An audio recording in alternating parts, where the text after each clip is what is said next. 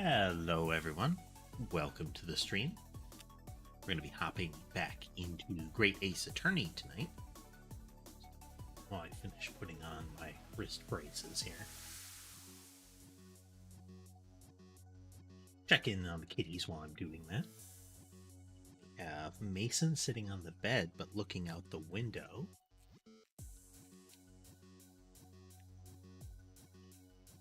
We have Ember across from the desk there. Raise the camera back up a little bit. I think I found a solution to keep Sky from messing with that one finally. Got a big neoprene cable manager, like several of them chained together and wrapped around the base of the camera and the corresponding camera pole to try to keep him off of it. Let's see, Sammy is in the window as well. Let's zoom in on that.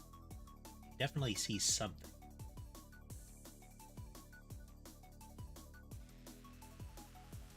Do have to figure out a way to make them only refresh once, but we'll see.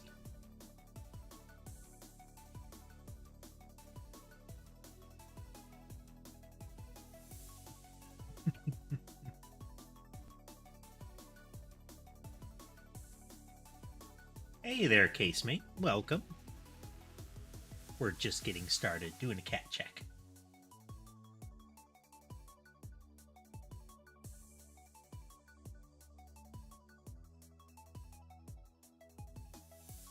And we're still in grainy mode, but we can see Sky hanging out there in the top right and Mason bottom center.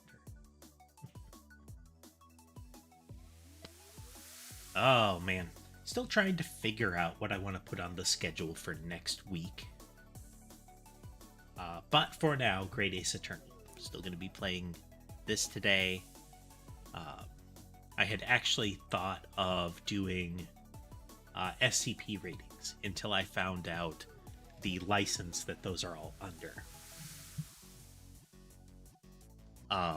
All of the SCP stuff is Creative Commons 3 share alike, which is an infectious license. If you look at any of the readers of it on YouTube, usually somewhere towards the bottom there is the Creative Commons acknowledgement, which I don't want to do. I don't want to deal with that.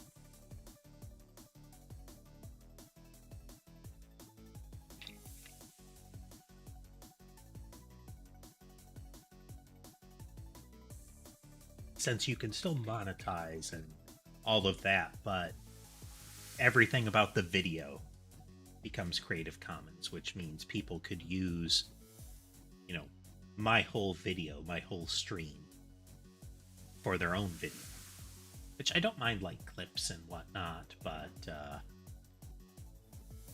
there's a lot of possibilities for trouble getting into that scenario. But in any event,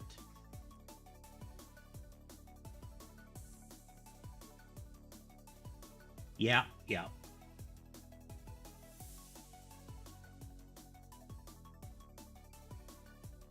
And the secret is to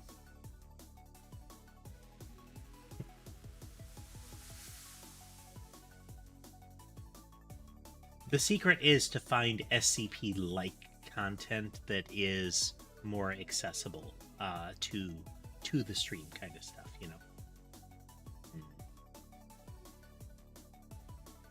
Fiddle with something here.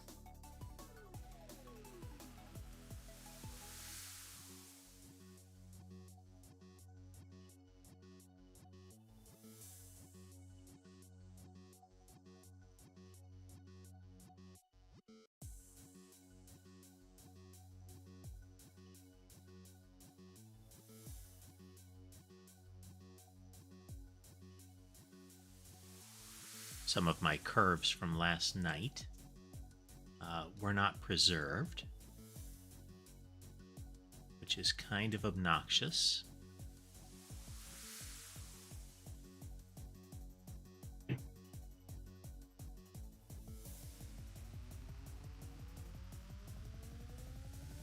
but it is what it is.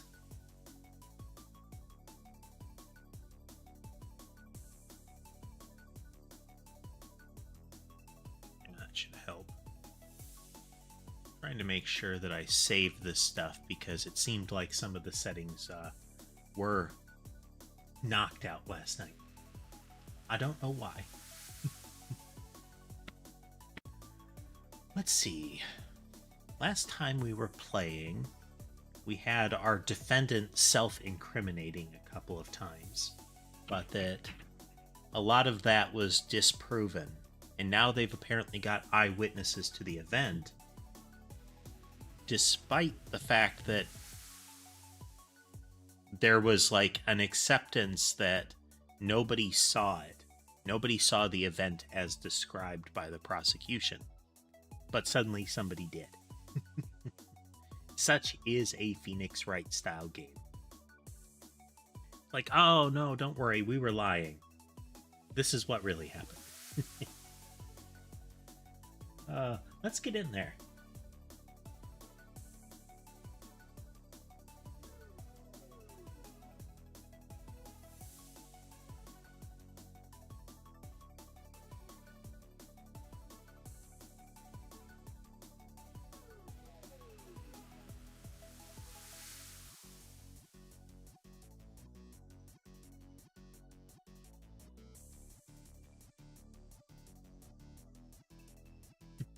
Mr. Naruhodo. What on earth were you playing at just now? Or rather, what on earth were you playing at all along? My hypothesis. My amazing hypothesis. You've been picking holes in it from the start.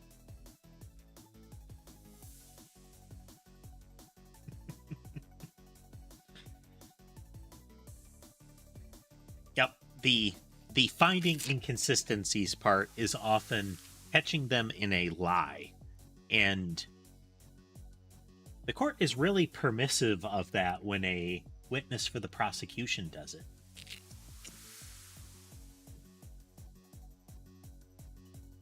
They're starting to ache a little bit this week, so it's wrist straps all the way, man.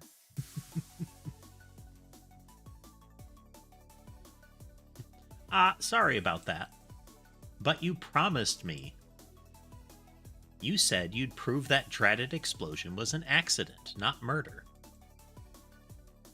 You said you'd keep my precious inventions from falling into anybody else's hands. But all you've done so far is try to undermine me. Yes, I did make you a promise, you're right. I said that I'd believe in you and fight for your freedom to the very end. But I also told you I was no scientist. I don't understand your hypothesis. All of the scientists say it's full of crap, but... The fact is, there's an undeniable flaw in your logic, isn't there? Aha, but if I just run through some equations... yes, you see, it's because my work is incomplete. Perhaps it is. Nevertheless, a man died as a consequence, didn't he? Oh yeah, the death. You know why I'm on trial at all. Maybe keep that in the forefront of your mind while the case against you proceeds. Oh no. You're right. You're so right. It's all my fault. I have no right to blame you for my failures. I'm a disaster. I'm just not just as a scientist, but as a human being. Well, that might be a little over the top.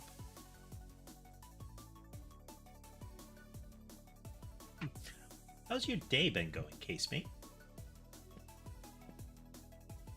Mine just started, like, about 2 hours ago.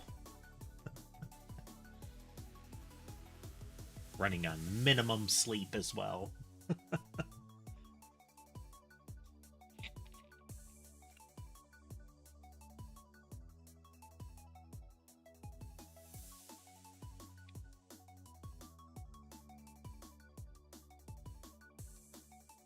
But I did get my new graphics cards, which I will be endeavoring to plug in tomorrow, ideally early on, so that my video editing is hopefully smoother.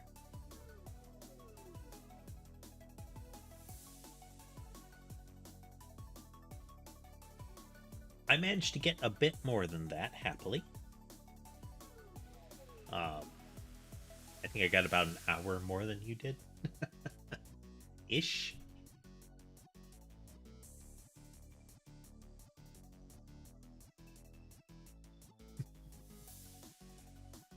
Oh, sleep can really be a thing sometimes. While we're on the subject, what about Barak? He's being awful. That prosecutor all prosecutey. Just what is he thinking? I thought he was my friend.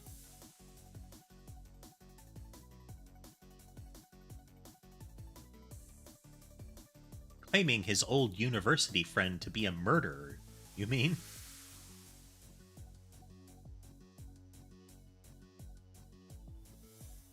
Yeah. Real estate sales, at least in my experience, are really slow and a lot of disappointment until they're not, and then things start speeding up wildly.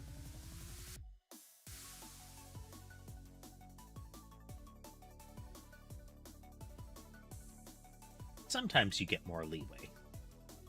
Things like yeah, but the sale can't go through until I get a new place kind of thing.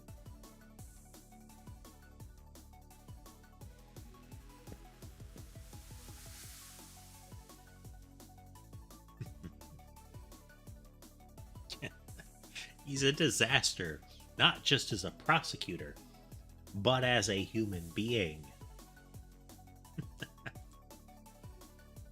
Oh, but no, wait, he's the Reaper, isn't he? Perhaps he's not classified as Homo sapiens anymore.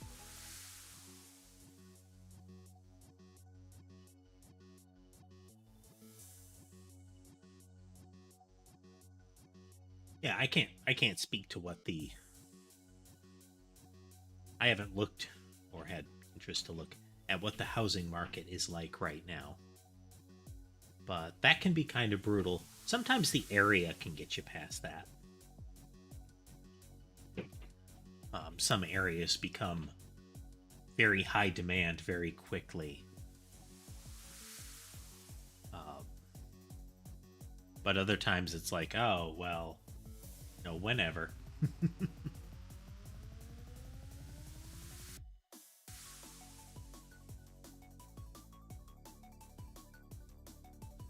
Glad that's cleared up. Can I double check something with you? Yes. What? What? The machine and demonstration you prepared. They were based entirely on your hypothesis, I presume. Presume? There was no trickery involved? How dare! I drew the plans for the machine with my very own hands. Every line was painstakingly drawn with the firm belief that science is the only future. So yes, it's true that my hypothesis hasn't reached maturity yet. But please, Mr. Naruhodo, you must believe in it. All right, Professor, I understand. Counsel, defendant. The prosecution's witnesses are ready to take the stand. Court is about to be in session again. Make your way into the courtroom, please.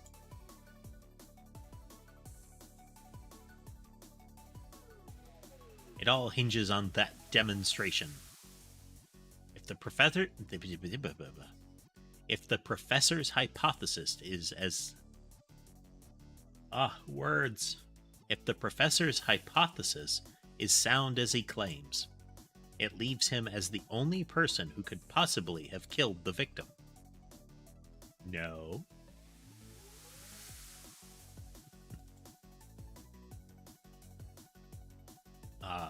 because we just showed that metal can go through it. So the screwdriver thing is off.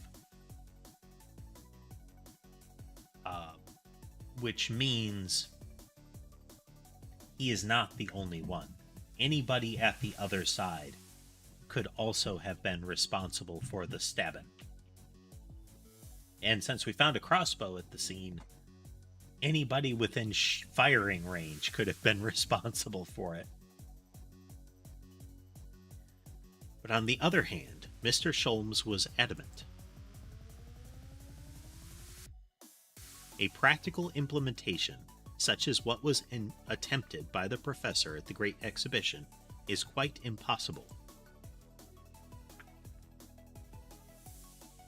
So really, what should I be trying to prove here?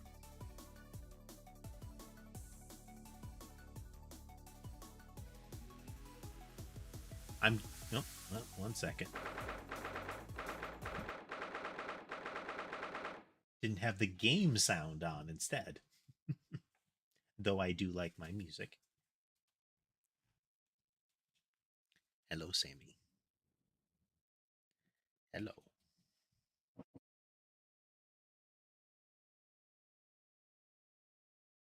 Give her some back scratches here.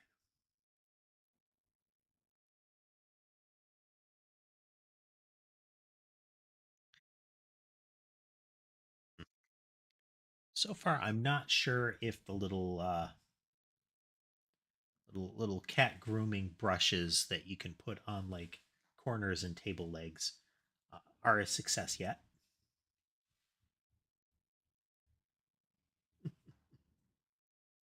That's generally the idea. You know, a unique sound, but not overpowering.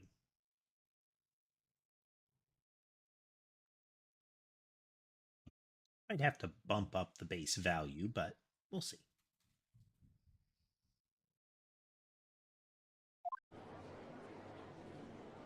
Back in we go.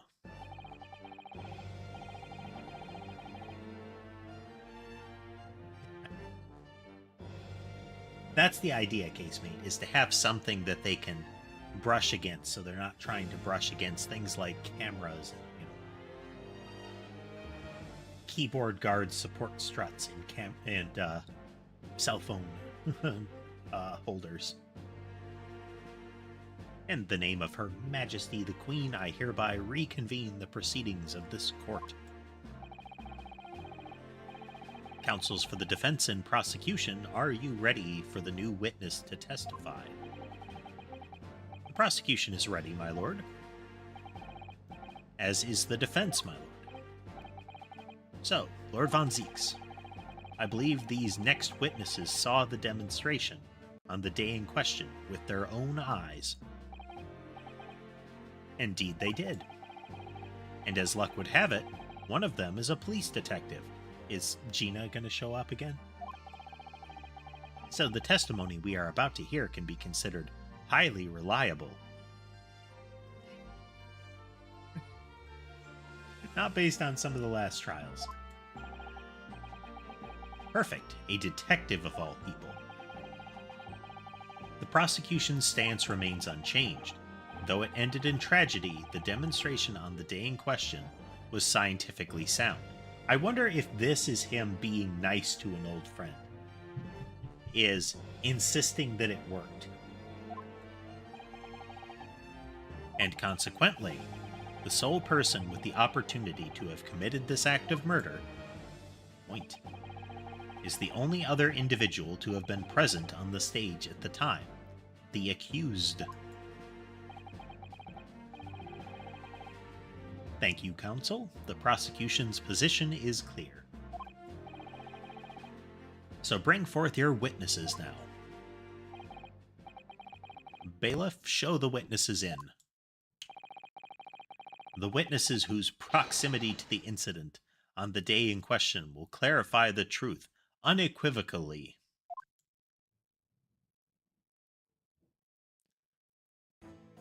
Okay.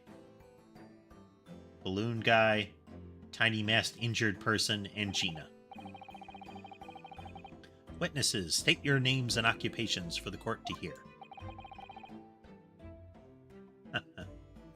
My name is Balthasar Loon. You know, Balloon. Are they actually implying that he has a active flame jet in his hat? Because it looks like that's what they're showing. I don't know if he devised that hat himself, or if that is something that the company requires him to wear. But that's how you get your head lit on fire.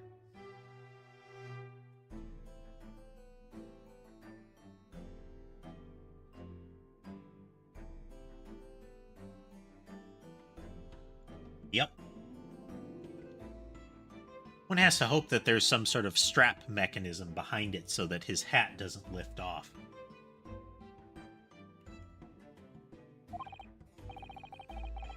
I am the impresario of all the hot air balloons in vicinity of the experimento stage.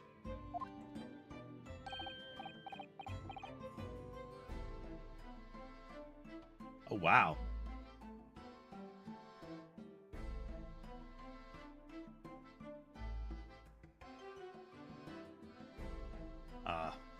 My name is Wilhelm Gottsreich Sigismund Ormstein. This reminds me... I don't know if I've said this one before. Probably have, but we're saying it again. A game that I really enjoyed. A series that I really enjoyed until... some of the last one... like, the last one had some issues. Is Suikoden. And one of the running gags in it is it's usually a character that is clever but not smart.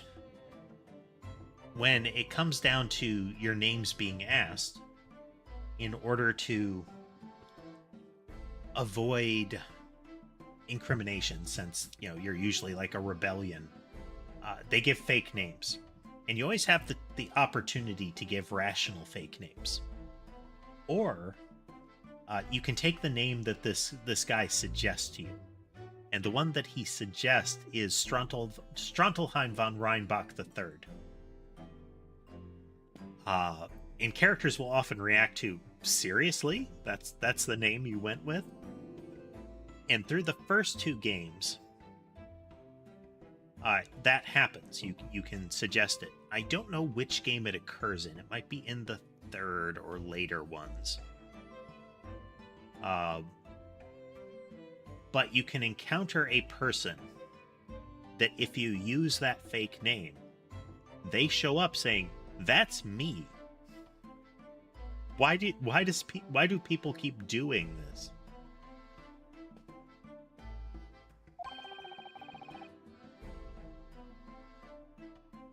I have come to see the great exhibition, all the way from my home in Bohemia.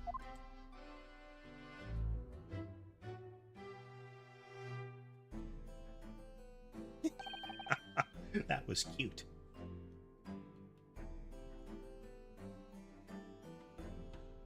Here's a very large shiny coin. I would like one balloon, please. I'm very rich. Inspector Gina Lestrade, Scotland Yard. I'm a great detective. Even Erlock Sholmes agrees. I was on security duty at the exhibition, and I got to go up in one of them balloons. It was amazing. Gina again. But she did mention that she'd seen the disaster from up in a balloon, actually, didn't she? And she clearly loved every minute of it.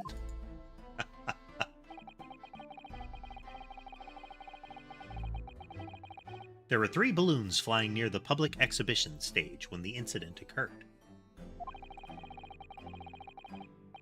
2 of these witnesses were in one such balloon at the time and saw the events unfold from the skies above. You make it sound like they were in the clouds. It was only an altitude of circa 60 feet. Very low. Well, you can't see nothing if you fly too high, can ya?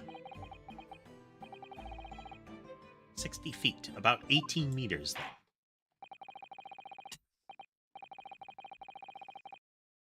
Thank you for your introductions. Now will you give your formal testimony for the court? Quickly, though.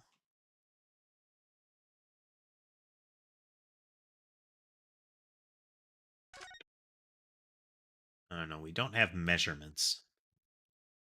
But we do have...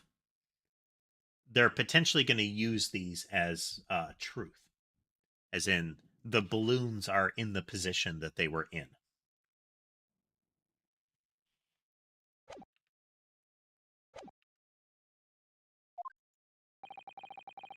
Kindly describe exactly what you witnessed, especially those of you who had a vantage point above the stage.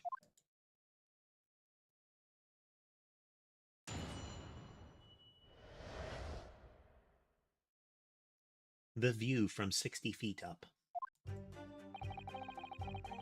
It was an incident terrible. Incident terrible. I am only grateful that my balloons were not damaged. The poor balloons. Ignore the passengers, the poor balloons. Now I'm sure he's meant... They're probably setting that up to imply that he means so nobody was hurt when my balloons were damaged. But it kind of sounds like his first and only concern is the balloons themselves.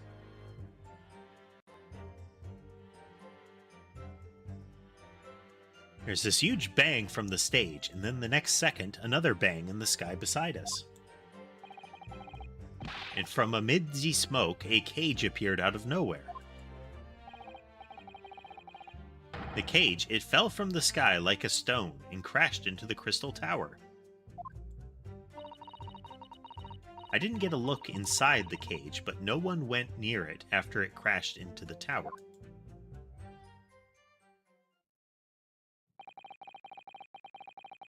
A most extraordinary collective account, I must say. Could I just clarify something? There's a detail in the witness's testimony that I've not heard any mention of until now. Specifically, that there were 2 explosions. More precisely, 2 explosions in 2 separate places.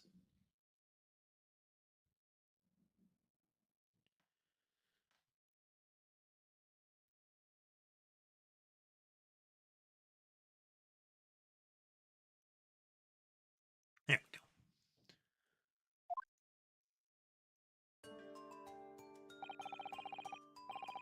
When the demonstration began, the balloon carrying the 2 witnesses was around here. Yep. There were other balloons in the air nearby at the time carrying other passengers as well, to be clear. Then, as the power was supplied to the machine for the demonstration, the first explosion occurred. The so-called bird cage that contained the victim disappeared from the stage, and a moment later, the second explosion occurred, directly adjacent to the balloon carrying the witnesses. The birdcage appeared at the site of the explosion, subsequently to plummet down into the crystal tower. I was very surprised. Suddenly a cage appeared before my eyes with a person inside. The blast was so hot, but I didn't want to miss a thing, so I kept my eyes wide. I dropped my balloon. Thank you. I still have lots of money. He's a lot of fun.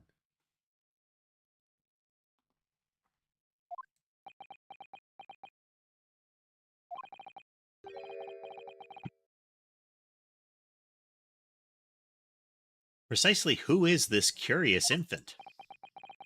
I'm told he is a young noble of Bohemian royalty. Apparently, he disguises himself in order to steal unnoticed into the great exhibition. Because you can't recognize somebody if they cover they cover the flesh surrounding their eyes like that. It is impossible. Yeah, I am here in London on a sightseeing trip. This is my elementary school. We will have the benefit of a child's point of view in the testimony. Do we really need that?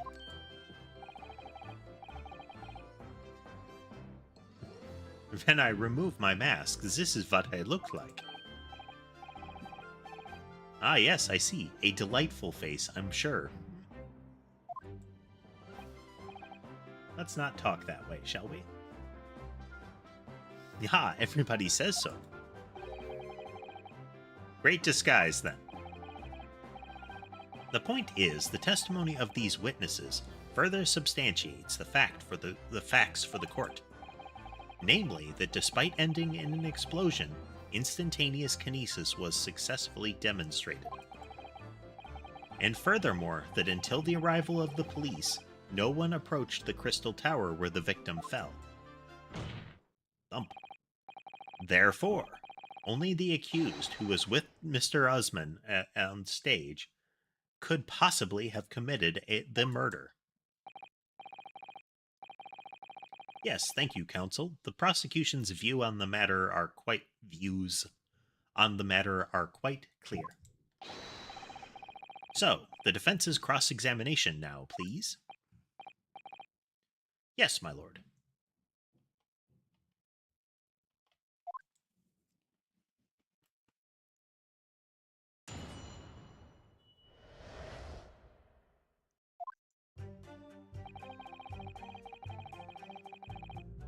Hold it! There were 3 balloons flying above the experimentation stage at the time, I understand. Yeah. I bet the second explosion was damage to a hot air balloon. Because we have that clear evidence of fire and the scrap of canvas and rubber. Though I don't know what hot air balloons of the time would have been constructed of.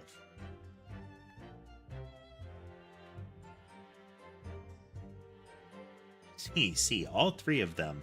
Is it Bellissime? Bambini. They're very popular, signor. Some people will pay £10 for one ride. £10? That's more than my annual stipend.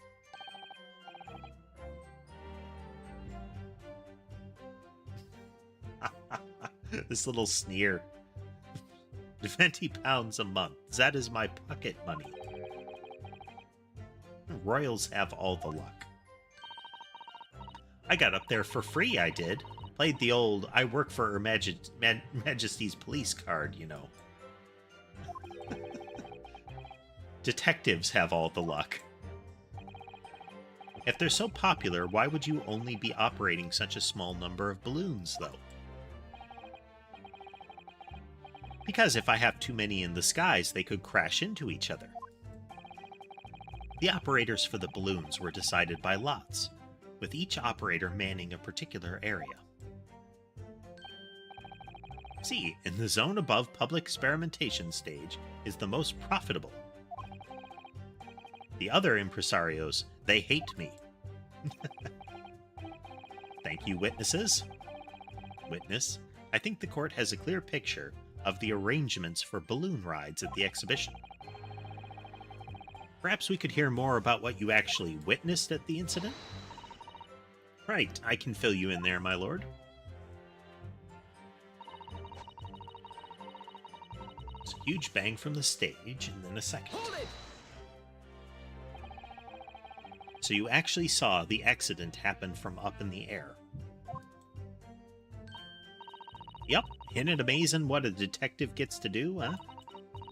I'm telling you, Otto, being a lawyer's a mug's game. You should join the force and we can go flying together. You know me so well. Yes, well, anyway, could you tell us exactly what you saw, do you think? Everything. We saw everything. Because we were up above it all. That dodgy cove climbing into that cage. And that dodgy professor pulling all them levers. And that's when it happened. That's when there was that massive bang, and the cage disappeared. Just like that. Are you describing the moment the subject's body was decomposed by electricity, I believe? You are. I didn't know what to make of it, but then there was another bang, right in me ear. I look around, and there was a huge, great fireball right next to us in the sky, and there was nothing there before. Excuse me. Master Gotts, does your memory of the day differ? Mein teacher at elementary school said that when you meet someone for the first time, you should always use their full name. What was it again? Wilhelm Gottsreich Sigismund Ormstein. Just the four names, then? The point is, do you have something to say? Something to add in response to Detective Gina Lestrade's last remark, perhaps? Oi, get it right, Odo. It's Inspector Lestrade. Does everyone have a problem with how I address them at the moment?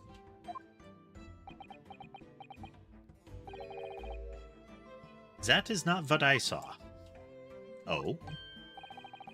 Yeah, there was a second explosion, and it was right beside our balloon. That is true. But I'm sure... Which is what I said, innit? 1 minute there was nothing there, and the next a massive explosion.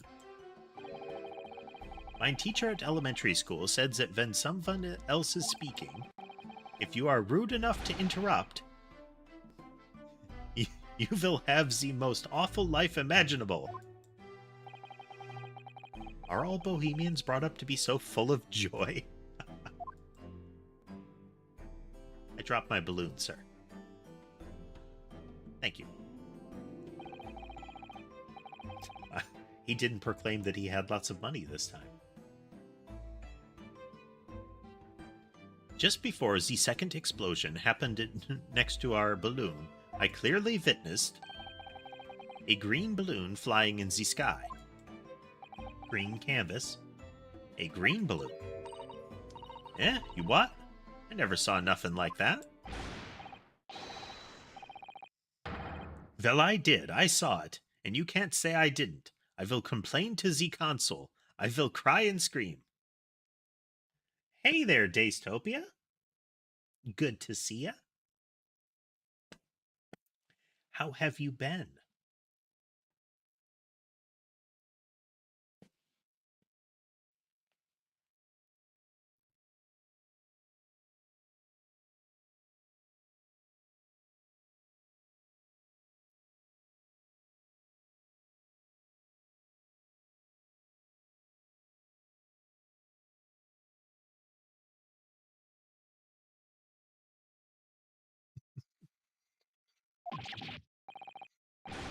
My testimony is the truth. I am Bohemian Prince. You cannot say it's a lie. That is not allowed. My word is law. Reality bends to my whims. Playing the bleeding royalty card, are ya? Typical. Says the orphan who likes to remind people she works for Her Majesty's police.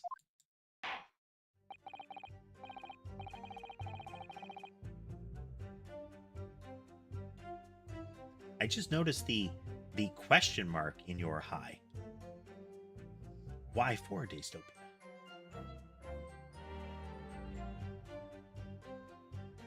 In that case, yes, young man, I must ask you to amend your formal testimony. In the interest of cordial national relations between Great Britain and Bohemia.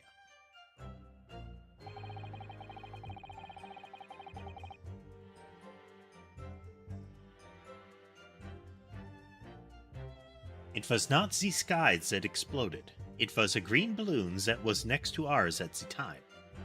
Hold it! A green balloon, you say? Are you sure about that? Of course I am sure. I am proud Bohemian prince. All these questions are making me boring. I think you mean bored. English is very annoying. The language of my countrymen is far superior. Ricasso, it is very wrong to lie. Lie? Flying balloons never explode. For the same reason the planets never explode. It is logical. Please tell me that doesn't mean logical. If you insult me, you insult all of Bohemia. Die. I will have the army come and shoot all of your stupid balloons out of the sky. All of them.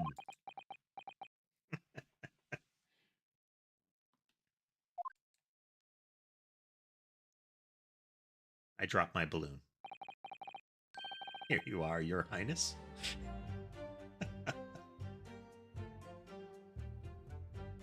I love that little gesture.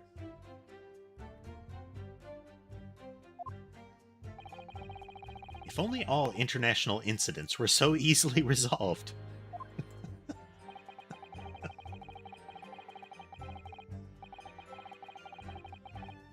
Now that peaceful relations have been restored here in the courtroom, perhaps we could return to the testimony? Did you also see the moment that the cage materialized, Mr. Loon? No, I did not see the explosion myself. Looks like explosion. However,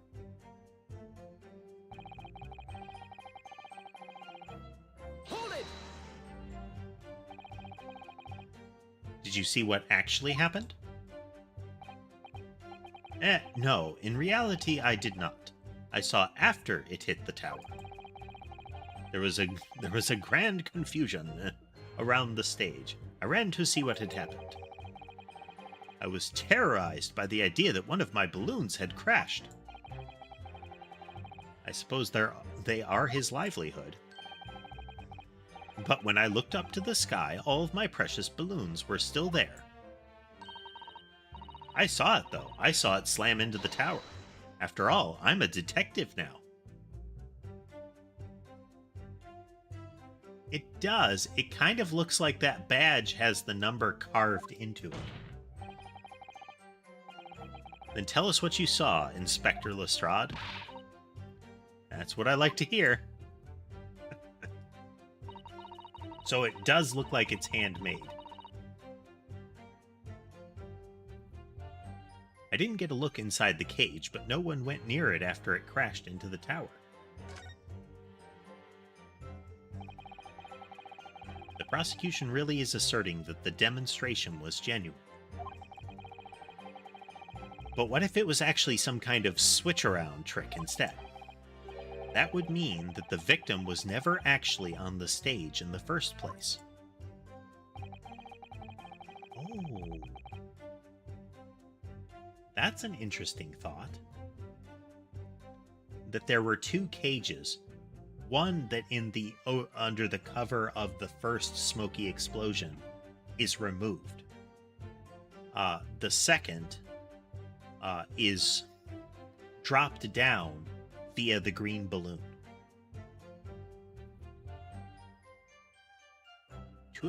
Two explosions would have thrown everyone watching into a panic for sure.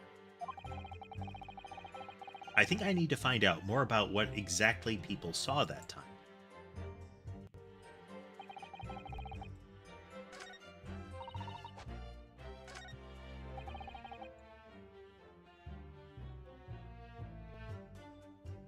We're going to save here, and we're going to try to present the little bit of canvas.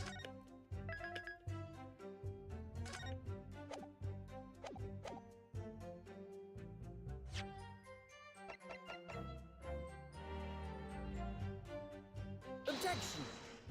Nope.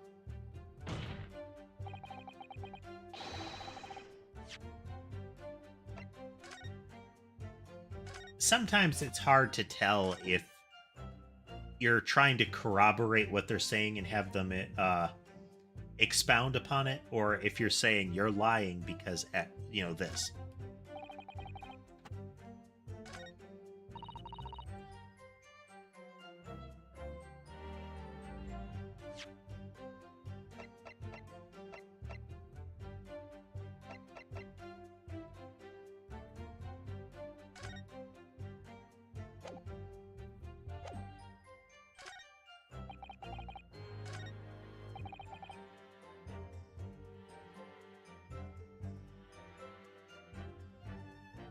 Got to be something about this. Hold it! Green balloon, you say? Are you sure about that? Of course I am sure, yeah.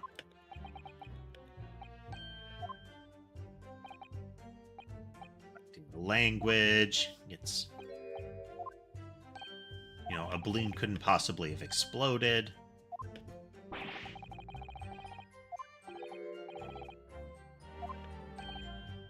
Don't insult me. He gets angry. Kid requests additional balloon.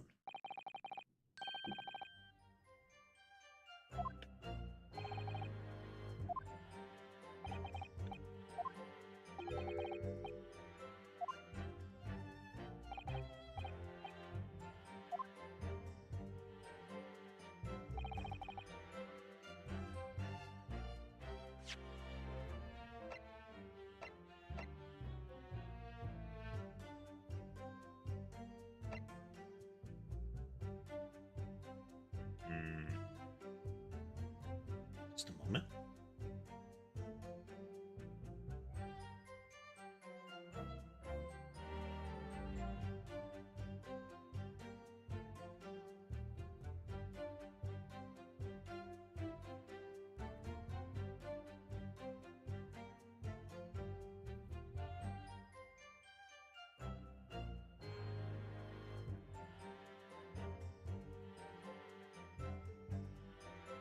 Yeah.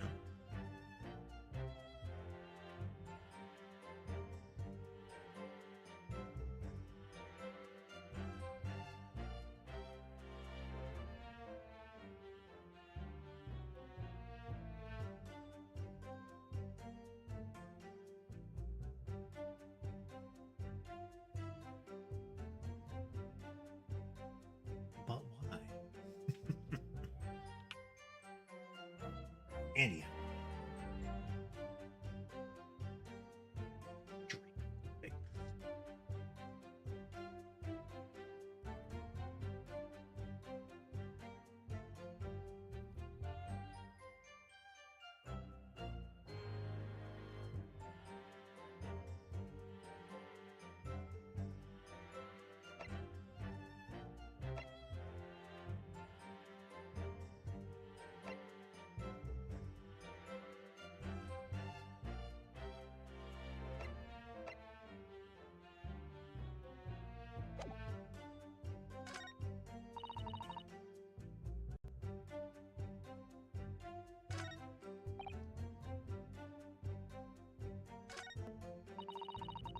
Hold it! You who gave... Yeah, okay. We didn't have a statement pressed here. Was it you who gave the order to keep people away? Use your head, Odo. How could it have been me? I was up in a balloon, weren't I? Right. So because I weren't available, it was the boss who had to leg it over there. He was getting shoved and kicked all over by the panicking spectators as he tried to seal off the scene. It was a real sight to behold, I can tell you. Amazing. It was total mayhem. The crowd was trampling each other. There was all kinds of additional violence after the explosions. It looked cool. Poor Inspector Gregson. Anyway, I couldn't see the cage that well because of all the smoke. And I didn't really want to see, to be honest. I was scared out of me wits. Keep it together, Inspector.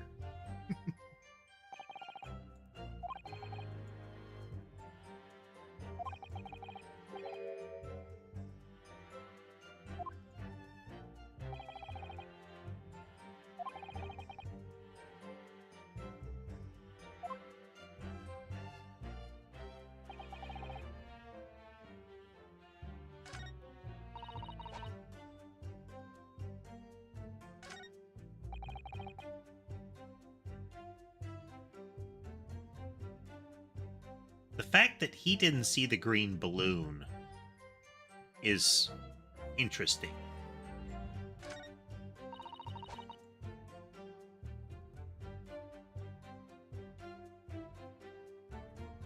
Hold it! I actually saw the accident happen from up in the air. Yep, isn't it amazing what a detective gets to do? Yep. But being a lawyer, join the police.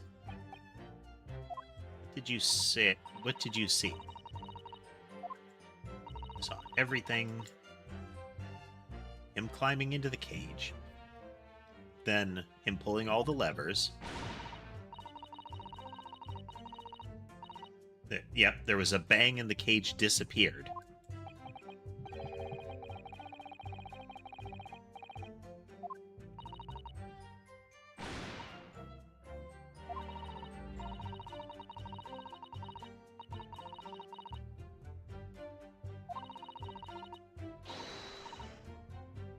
Okay, yeah, this is without him interrupting.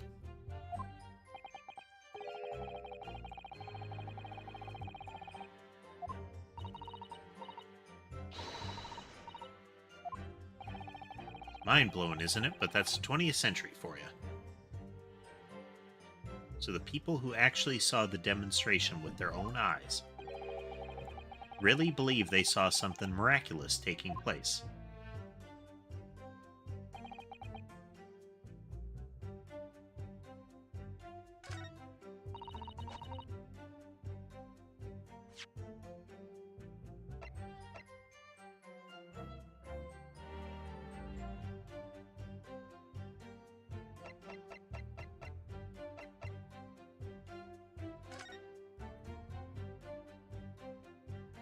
So it seems like it's this balloon that they're talking about.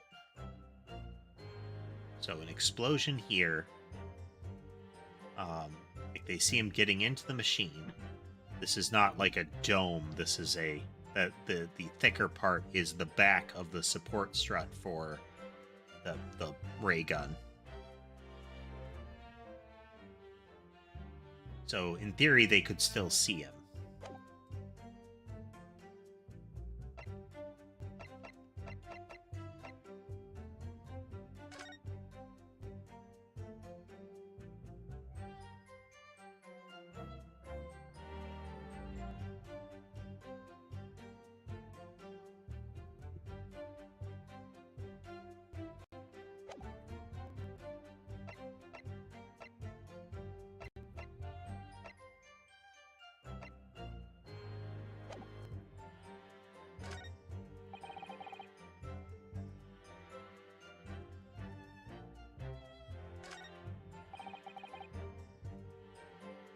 Hold it! Did you see that actually happen? No, in reality I did not. I saw after it hit the tower. There was confusion and I ran to see what had happened. I was worried that one of my balloons had crashed. I looked up into the sky. All my precious balloons were still there.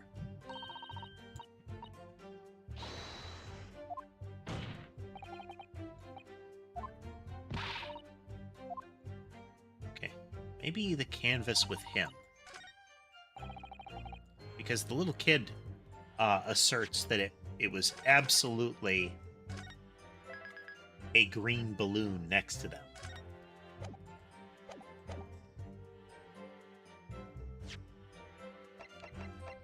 Objection! Nope.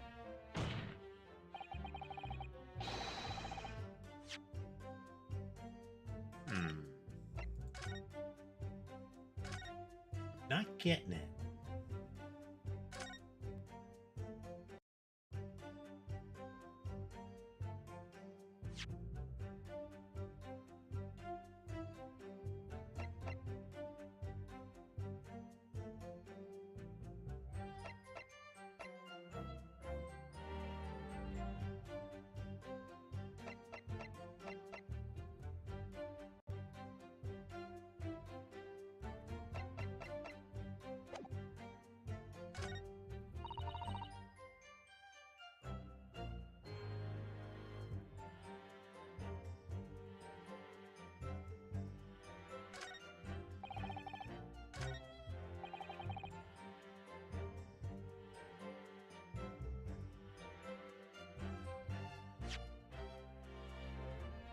So it doesn't seem like it's the canvas.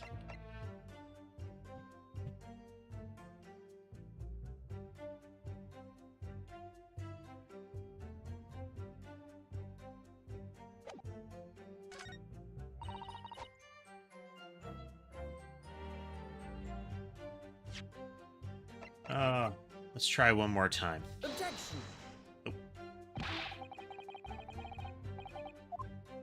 I feel like that might be a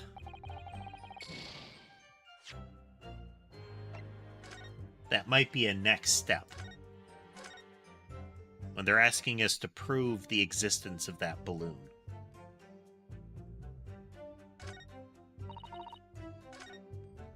But it's weird that this has been presented to us. We might have to change other testimony first.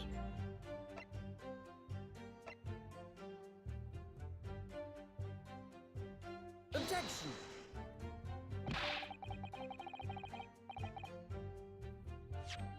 A diagram.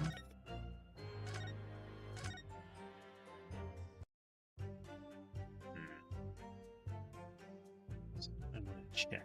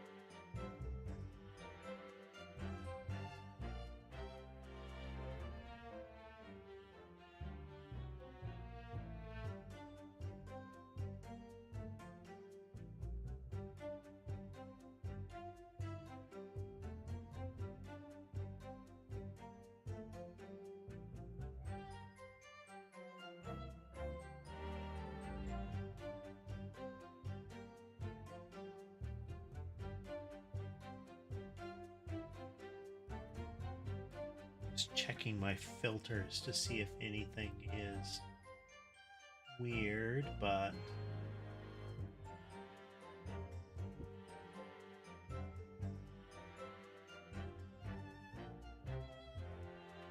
I don't know if there are entries.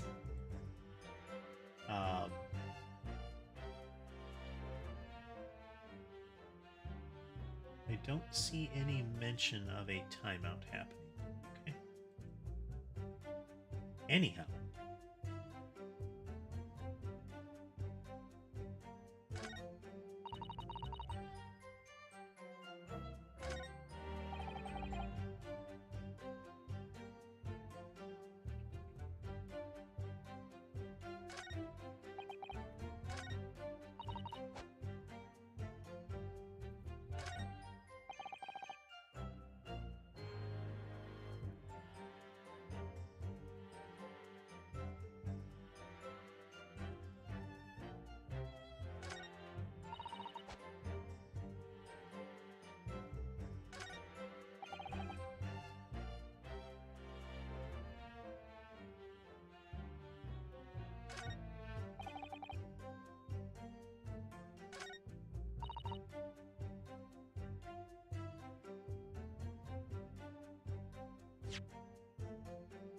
What do we got?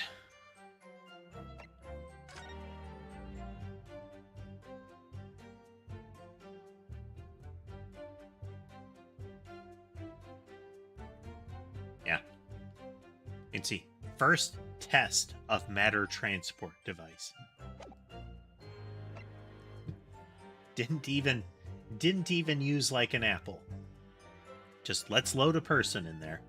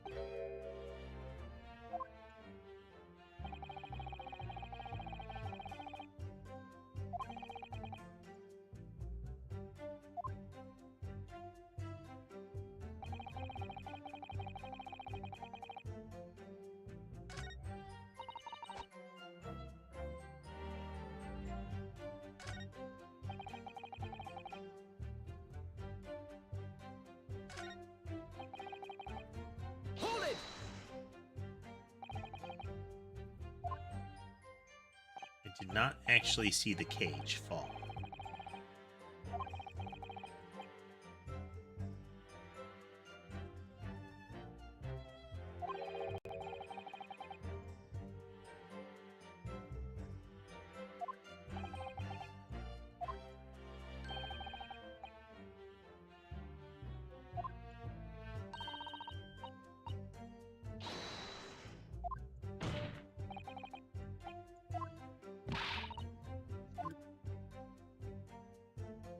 Definitely missing something here.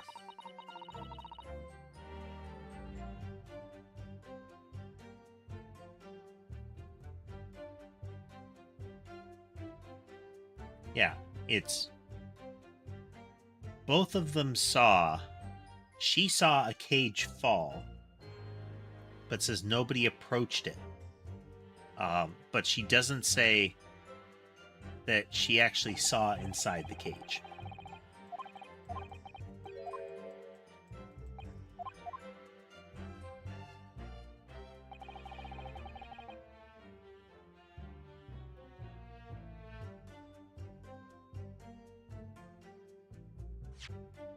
We got...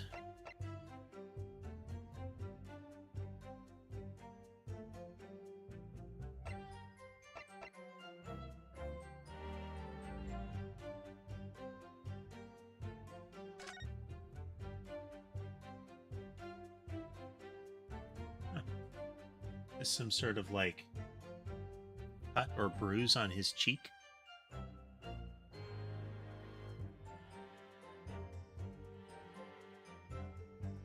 Or is it just the line of his cheekbone with, like, odd shadowing? Because it does match the color under the nose and up near the eyebrow there.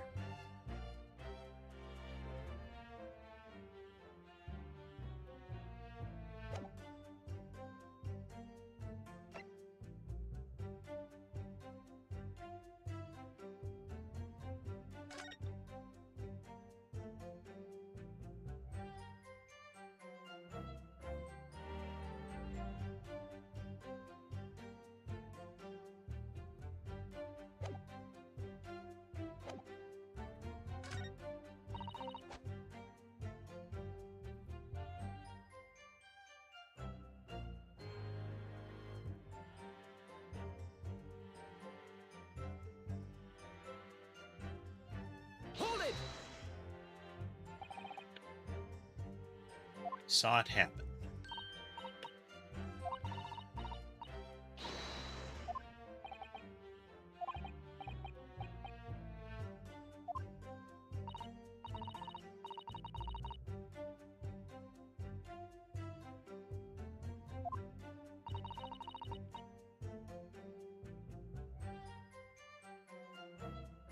So they saw somebody climb into the cage. They saw it activate. So there was an explosion. The cage is gone.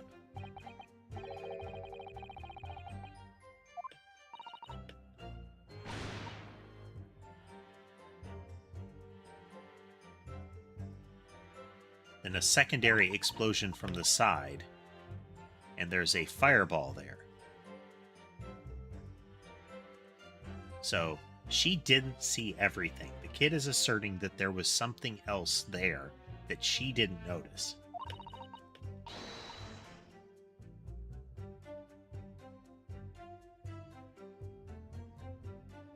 So let's say we know the screwdriver stabbed somebody. Let's say he was stabbed and the screwdriver was placed on the stage. Then the double gets into the cage. There's an explosion. They remove that cage from view.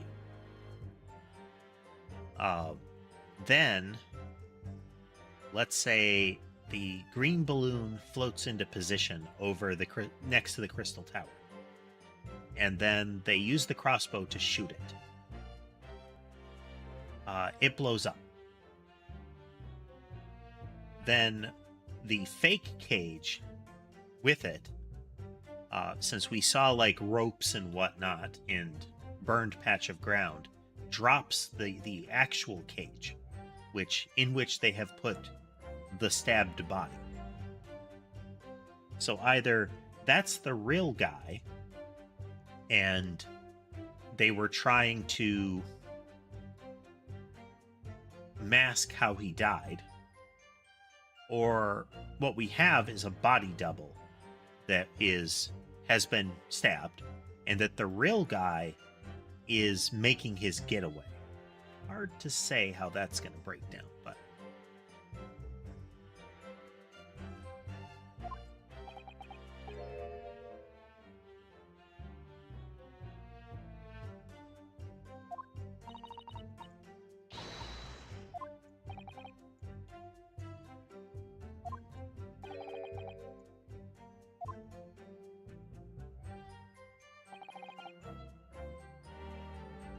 so he's asserting that, like, he's very adamant he's telling the truth, so I don't think we can object to this.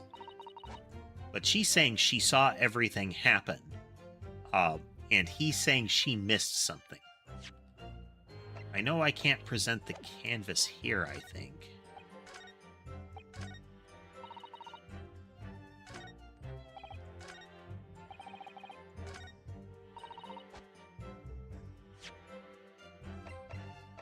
Couldn't present the canvas there.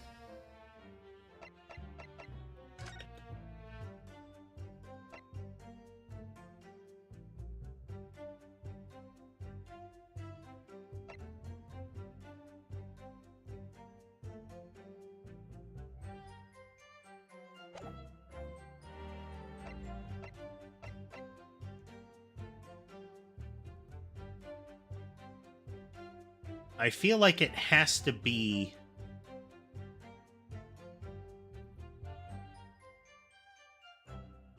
the diagram, but where? Objection. Nope. Any thoughts, folks? Otherwise, I'm going to have to look this one up.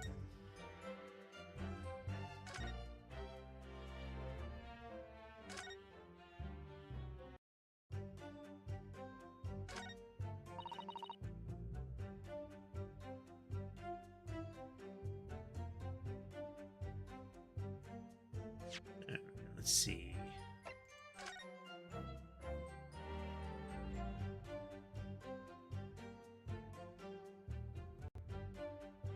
Am I missing internet?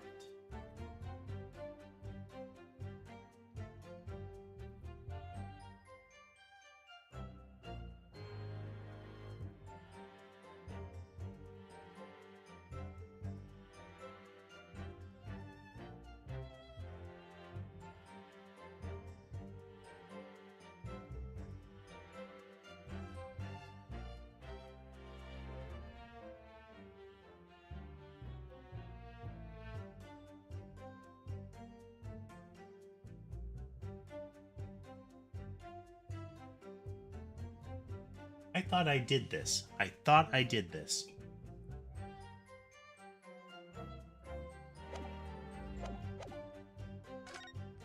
Maybe I did it before we pursued all of it? Objection.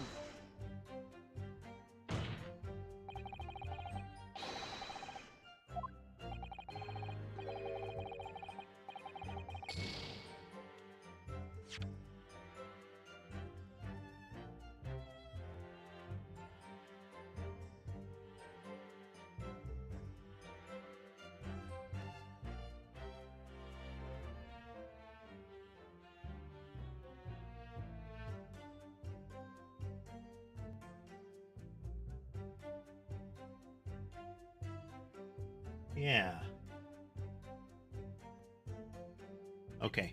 Maybe my save is out of place here. Maybe... Okay, so we're going to go through and we're going to press all these, then save it again.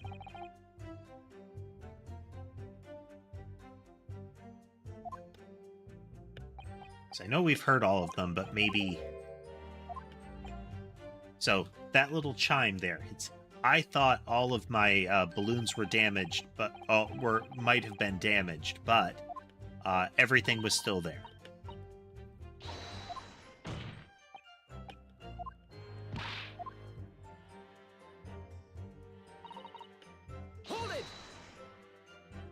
So then you press this, and she says, I was up in the balloon. Tried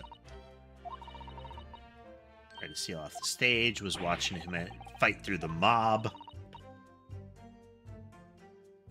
So I couldn't see the cage as well because of the smoke, and I didn't really want to see.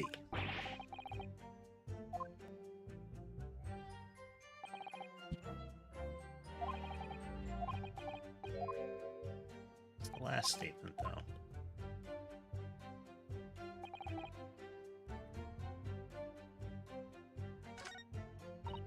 Oh, I think I pressed the wrong one. Oh, no.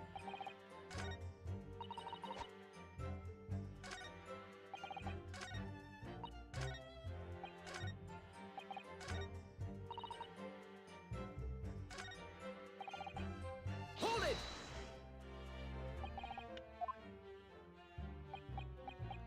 Let's see it happen. It was after it hit the tower. Yeah. Okay. I pressed the wrong one.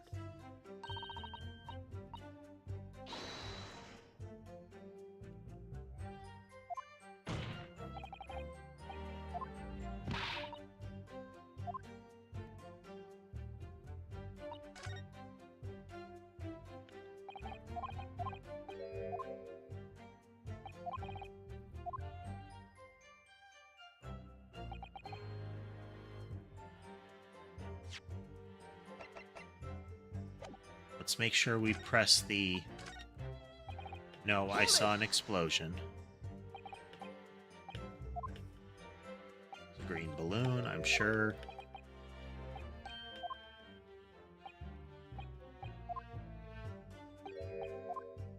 Yeah, and he now says, you're clearly lying.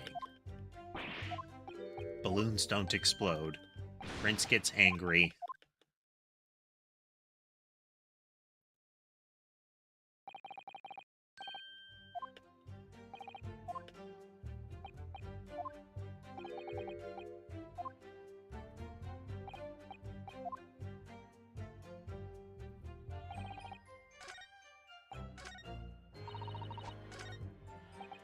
Okay, should be right here, so let's save.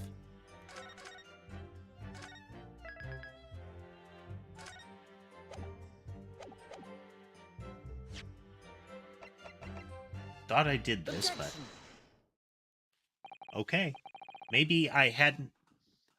Maybe I saved it before I'd pressed the right statements after revealing the kid's testimony.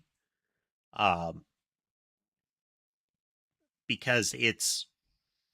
Sometimes it's a sequence of events that you have to hit right.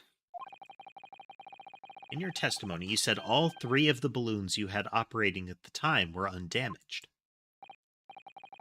See, that is correct. If they had been caught in the explosions, it would have been terrible. Explosions. It would have been terrible. If you might know what this is. Ah, I think it may be... See, part of a balloon. A burnt piece of the fabric of the envelope. Sorry, the envelope? Pardon.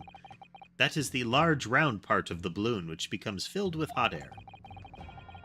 It is made from very thick fabric lined with rubber.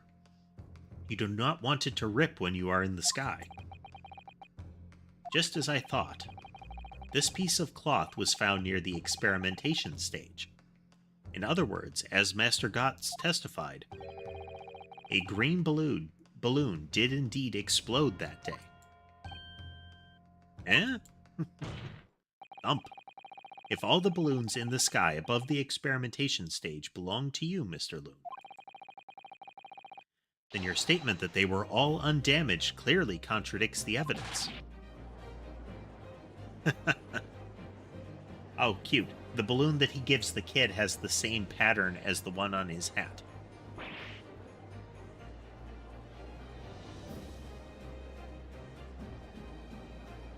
Objection! I would have tried to read that, but you gotta move fast. The instantaneous kinesis did occur. But after the explosion on the stage, the point of materialization shifted to a location occupied by a balloon, causing the balloon to explode? Yes, eminently plausible. An unfortunate traffic accident, as it were, but it changes nothing about the pertinent facts. This I cannot accept. Why not, Mr. Loon? You are suggesting that I am a liar.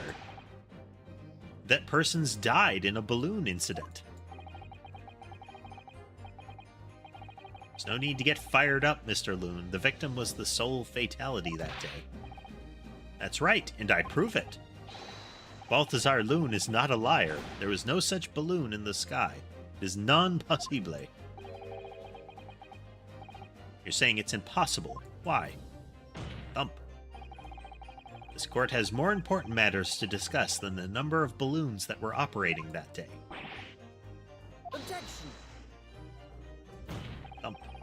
But we can't ignore the fact that nobody appears to have known anything about this other balloon until now. My lord, the defense calls for further testimony from Mr. Loon. Gavel. I concur. There is clearly more to the truth here than meets the eye. It's imperative that we clear up the issue of this phantom balloon, I feel. Witness, you will give supplementary testimony about the balloons you were operating at the exhibition. Ah. Grazie, my lord.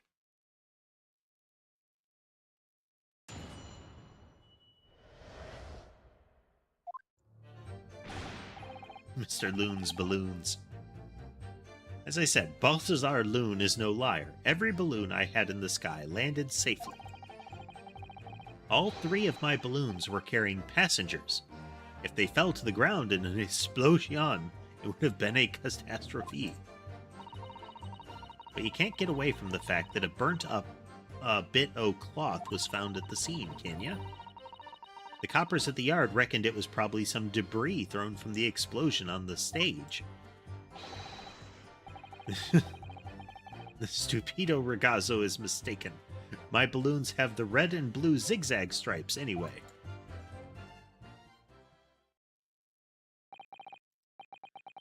So your assertion is that the balloon this child saw was not one belonging to you. See, exactamente. If he even saw a balloon in the first place, I do not like the sound of it. It is very bad for business. I have a good mind to sue the land of Bohemia. If you attack us, we will fight back. It will be war. All out war. I dropped my balloon.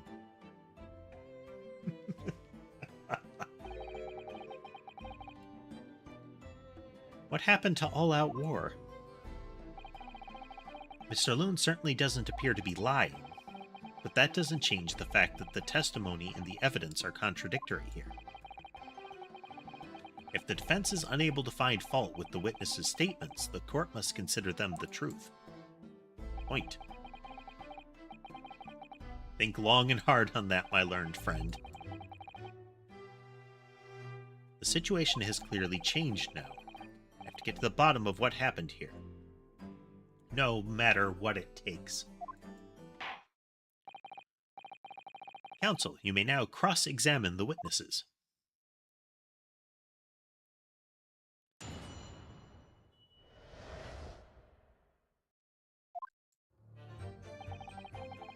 As I said. Yeah, okay.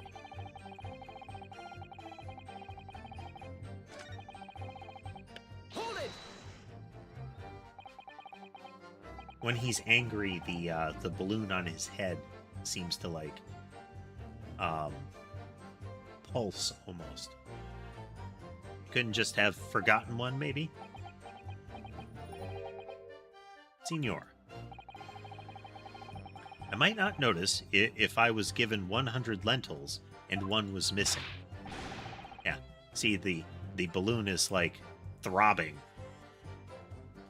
We're talking about 3 enormous balloons. Do you believe I could make a mistake about something so grand and expensive?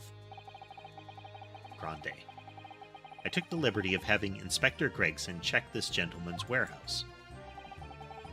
I have the report here. It clearly says a total of 3 balloons. It would appear no mistake has been made, then. Surely Miss Lestrade could have been sent for such a menial task. What? Me? I'll tell you what I told the boss. East End kids like me can only count up to 2. Obviously that ain't true, but the boss bought it and said he'd have to go himself in that case. A 1, a 2, a many, a lots. I can't remember if it was lots then many. The trollish counting system in Discworld. I think it was 1 too many lots. Yeah. And there is a character that tries to teach him math. And what they end up doing is essentially using base 4.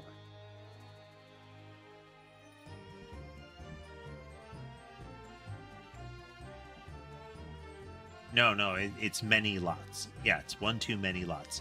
So you would have things like, a 1, a 2, a many, a 1 0, a 1 1, a 1 2, a 1 many.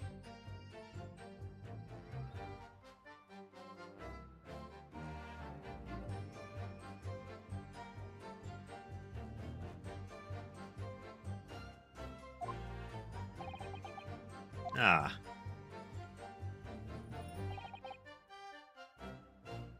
Three of my balloons were carrying passengers. Yeah. It would be quite a catastrophe if they fell from to the ground for any reason, I think. On that note, Mr. Loon, tell me, what is it that keeps these balloons in the sky? Are you an idiota? Sorry. It's like asking, why does a candle burn bright? It burns bright because it burns bright. And a balloon flies because it flies. What else? Ah, must be Italian for I don't know. There are 2 types of flying balloons, hot air balloons and gas balloons. Hot air balloons work on the principle of hot air being less dense than cold air, whereas gas balloons derive their lift by using a gas that is lighter than air. See, and my balloons are filled with the magic gas, I believe. Hydrogen. Lighter than air, but highly explosive. The fact that he's got a hat with the... Actually, I don't know how gas balloons ascend and descend. Maybe they have, maybe it's that they've got tanks on them with a extra supply of gas so that they can add more and release some to raise and lower. Good Lord. I do not permit smoking of the cigarettes in any of my balloons. The magic gas does not like fire. Even a small spark of static electricity could cause the entire balloon to explode. What is the matter with you, senor? All that comes out of your mouth is explosion, explosion. I tell you, my balloons are perfectly safe. They have to be, or I cannot eat. None of my balloons exploded that day. I'm completely sure. If you still want to say that is what happened, you must show me proof. So Mr. Loon had 3 balloons and...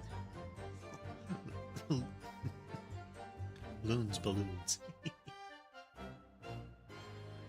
3 balloons in the air that day. If none of them were damaged, then what was the one that exploded?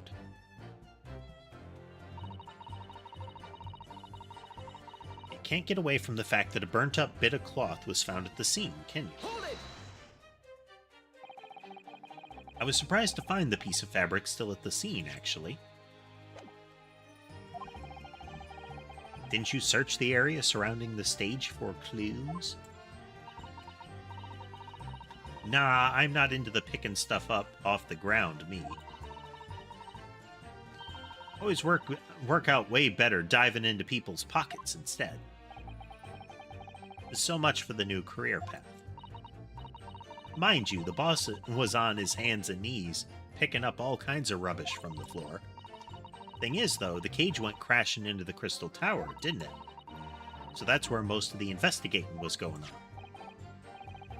Even so, I would have thought someone from Scotland Yard would have gathered it up as evidence. Or listen to you. You stumble across a bit of balloon and suddenly you're the best investigator in the world. I mean, apparently better than the police. Pardon? Well, you ain't got a badge, have you? Like this one. I could arrest you with this if I wanted to. I wouldn't put it past her. Come to think of it, there was talk of some scorching on the ground at the meeting we had about the investigation.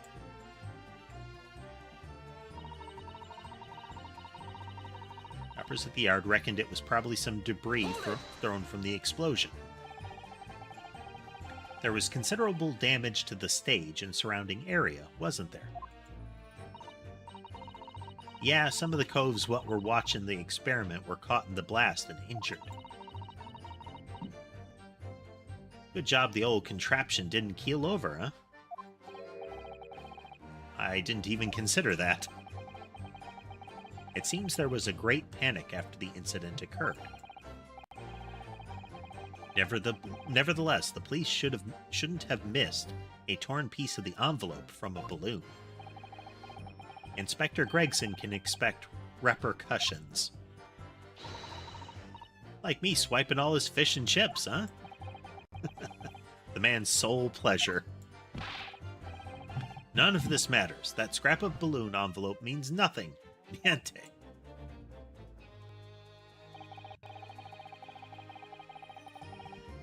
Hold it!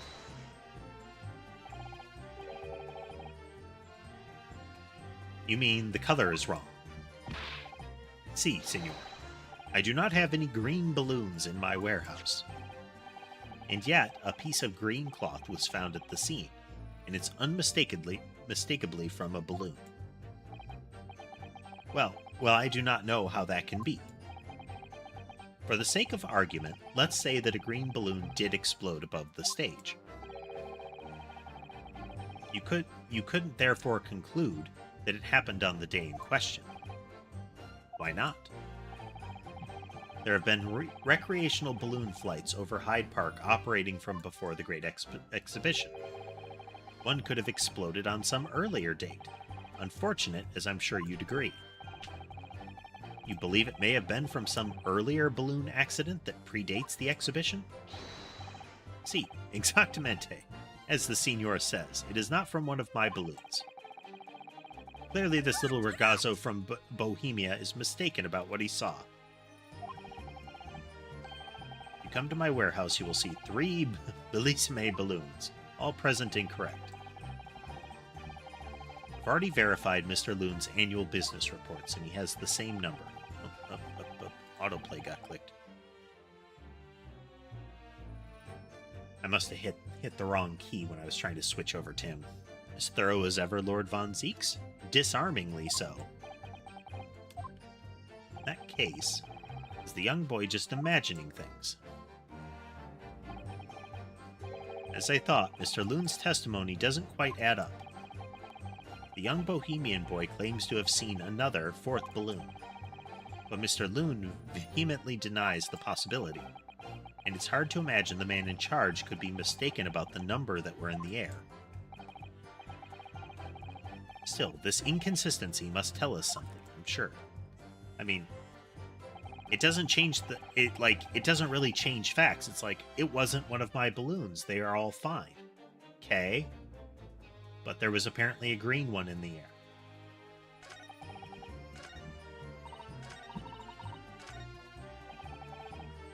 Hold it! Alert was wrong. No green balloons. Found the cloth. Could have been a balloon from a prior day.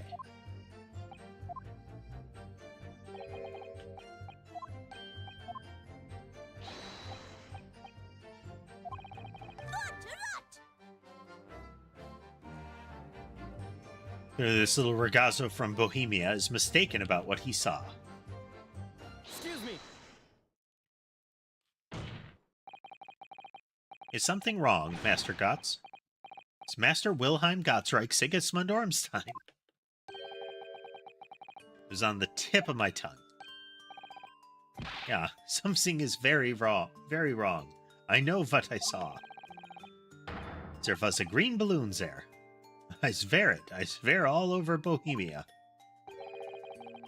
You can speak as much bad language as you like, but it changes nothing. Give me a balloon, then.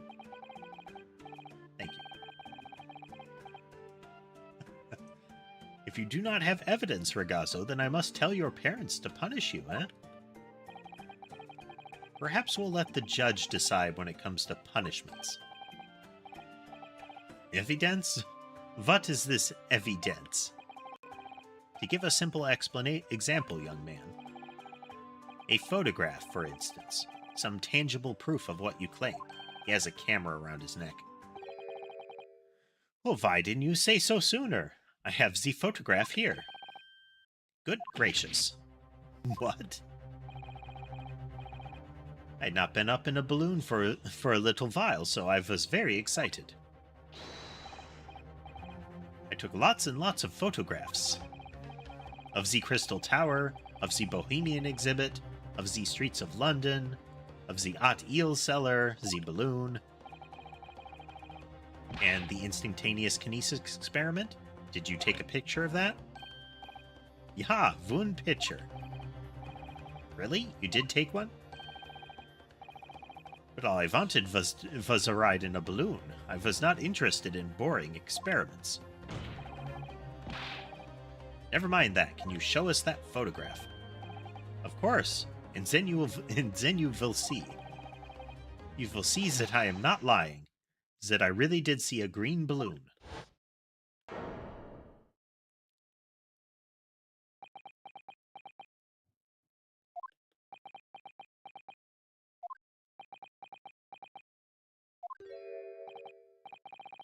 Well, I can see you are all too shocked to speak.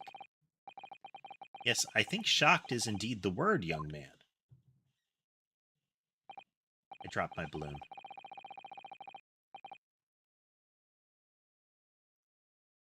Ah, perhaps you cannot see that it was a green balloon from this photograph, but that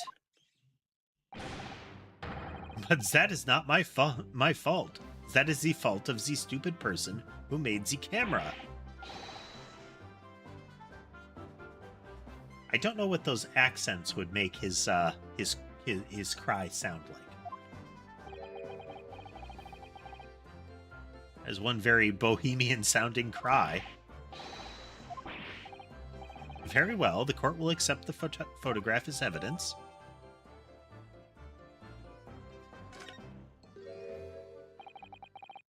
It's not my fault. It's the fault of the person who made the camera. Well, never mind. I'm sure you have plenty of wonderful sepia memories to take home with you. I like that phrasing. In any case, when exactly did you take that photograph?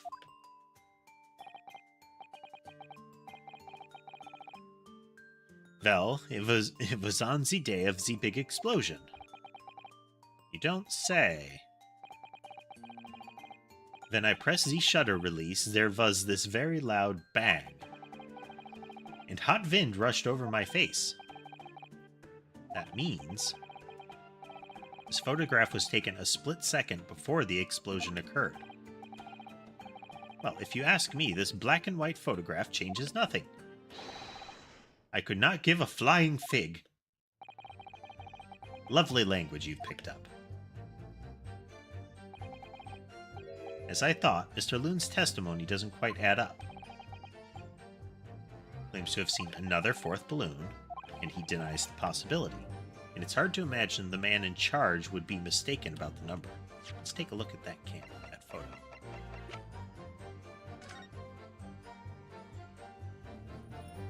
So we can see the guy in the cage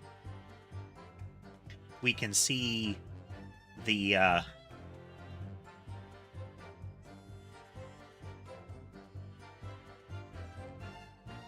okay, we can see that the dish is still pointed forward how it's supposed to be. So this is prior to that first explosion. Like, he's still pulling the levers. And we can see nothing in this balloon.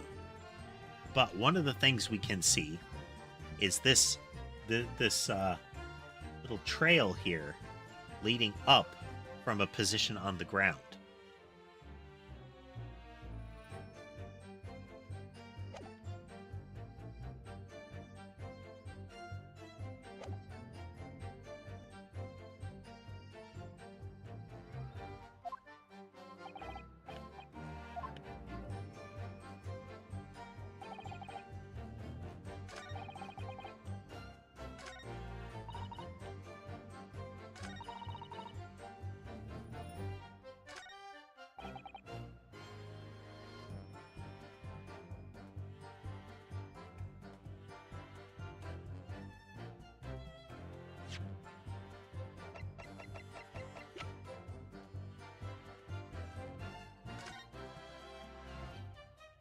And it's positioned such that we can't see the top of it.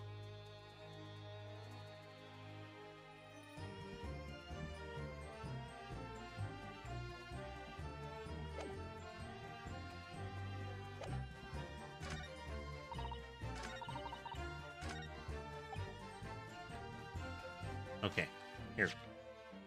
Let's try here. He says all of them had passengers.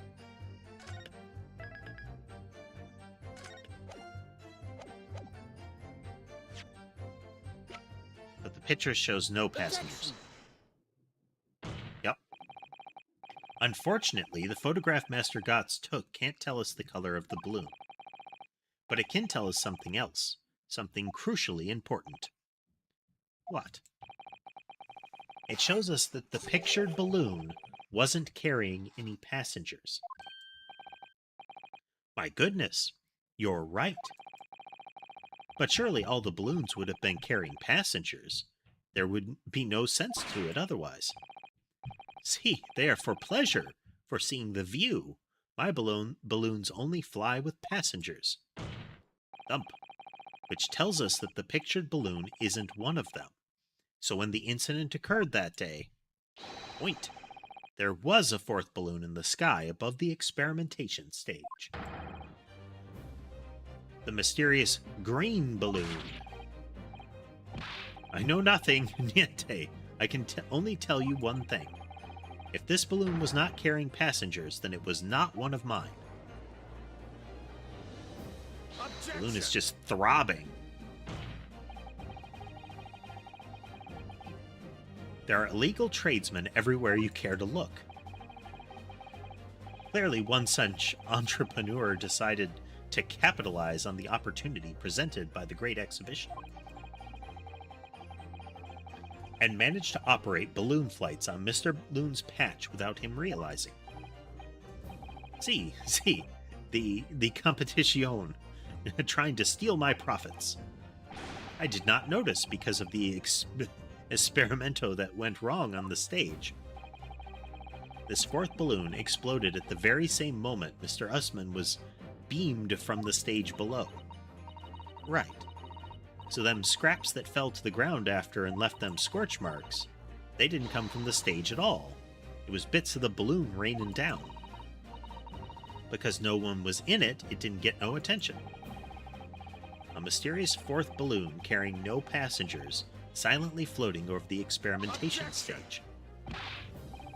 This photograph shows us nothing more. A stray balloon carrying no one and operated by some rogue trader. Clearly it has nothing to do with the case. Its relevance does elude me, I must say. The court has seen sufficient evidence and heard ample testimony already. The prosecution calls for this trial to be concluded.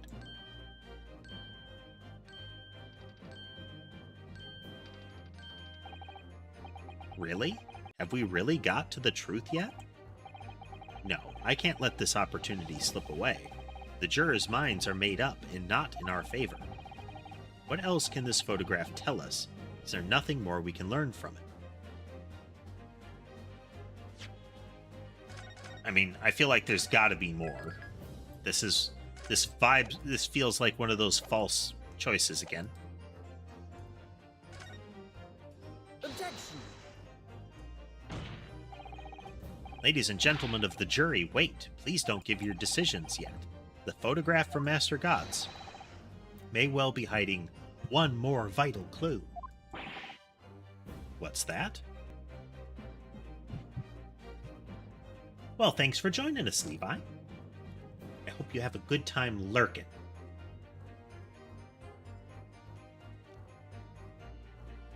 And I hope you have a good day in general. What's that? A vital clue? Man, he's leaning way forward. Feels like, feels like one of those needless moments in a 3D movie. You know, where something gets rammed forward in the camera so that they can have the 3D effect really exaggerated. Objection! Thump. We're well past the point of mere possibilities. It's time for definitives now, so tell the court. Point. What exactly does this alleged clue in the photograph prove? Cause of the explosion.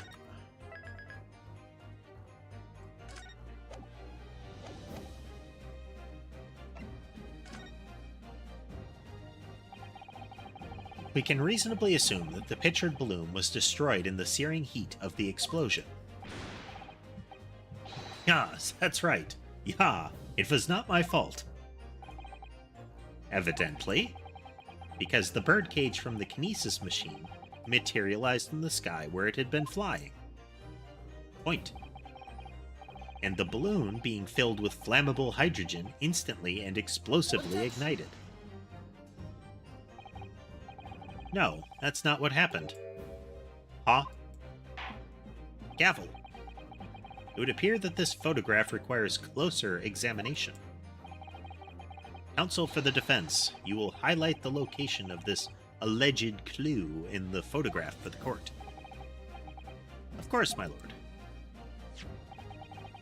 If you look closely, it's plain enough to see.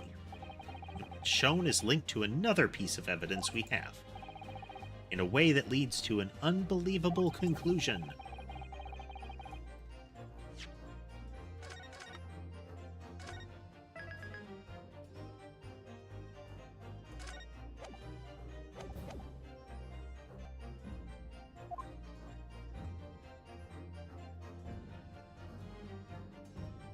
Take that! The timing of this photograph can only be described as miraculous.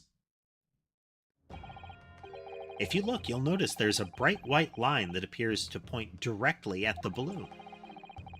Most likely a ray of light caught incidentally on the film. I'm afraid I can see nothing of the sort. If you look with a magnifying glass, my lord, it becomes clear what the nature of the bright line is.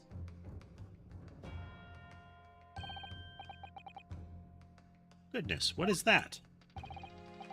Undeniably, some flash of light, yes. Oh golly, do you think it might be lightning? But it couldn't have been a finer day. I believe we may be looking at fire.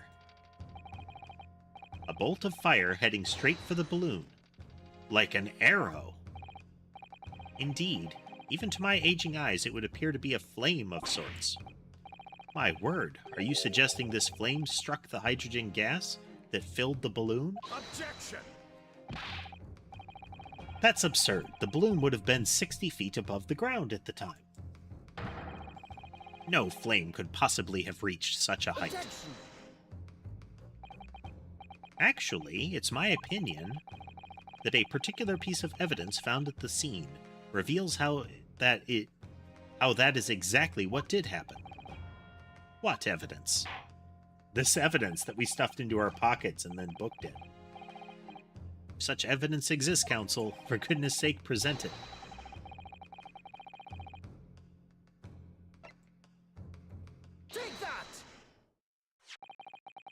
This was found hidden at the foot of the small ornamental tree near the scene. Lord, is that a crossbow? An arrow dipped in oil and set alight could have been shot from this weapon, sending a flaming arrow straight into the hydrogen-filled balloon. Are you suggesting that crossbow was used to deliberately... Blimey, you're right. That streak of light in the photograph looks like an arrow, doesn't it? Then, the explosion of the balloon, it was very likely the result of a flaming arrow from this crossbow igniting the hydrogen gas inside of it.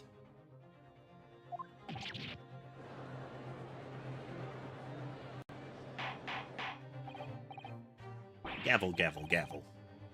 Counsel, this is an extraordinary supposition.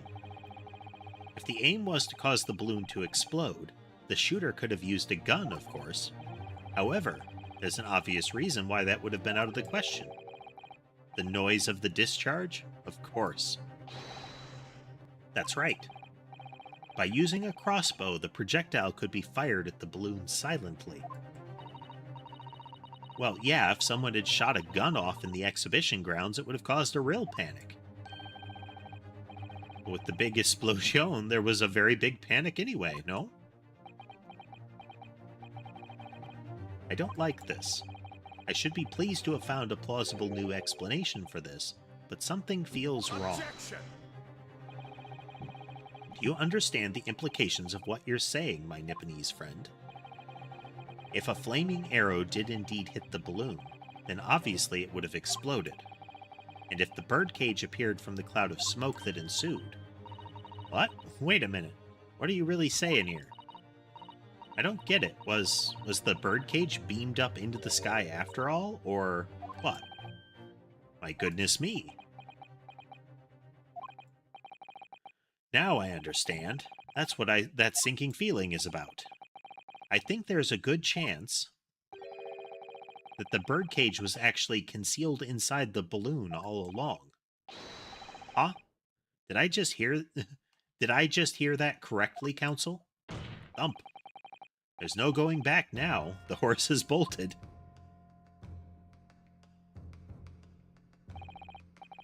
Let's assume, as I said, that the birdcage was hidden inside the green balloon from the start. On stage, when the experiment was started, the birdcage and the instantaneous kinesis machine disappeared in a cloud of smoke.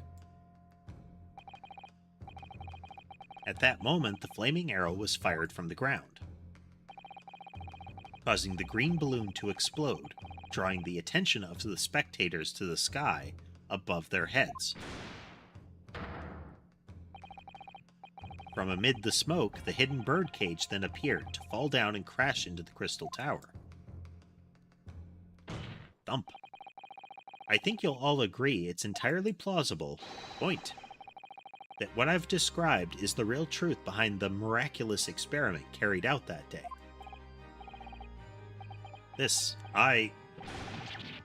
Good grief. Objection! This is ludicrous. What you've described is no science experiment. It's child's play, a contemptible display of stage magic. Mr. Sholmes and Iris said that the experiment was a scientific impossibility, in which case this is the only way to explain what happened that day.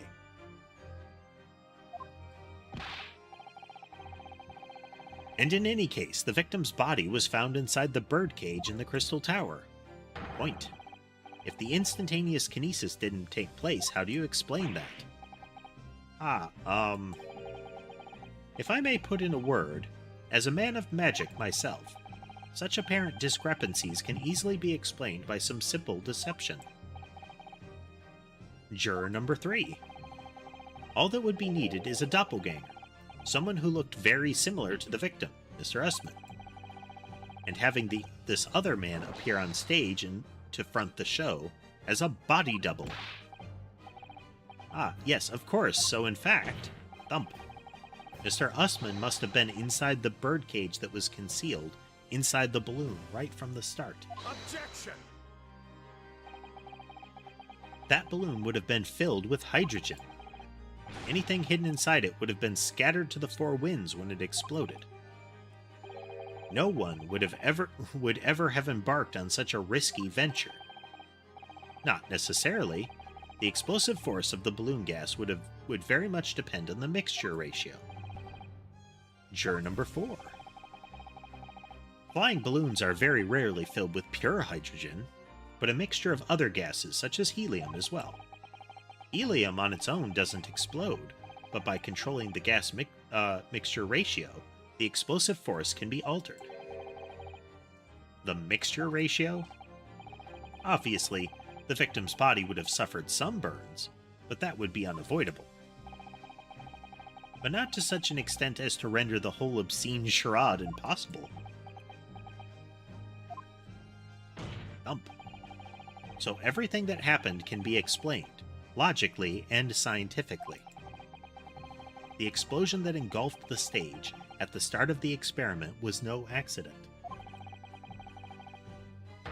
It was all part of an elaborate deception to make it appear that instantaneous kinesis had occurred.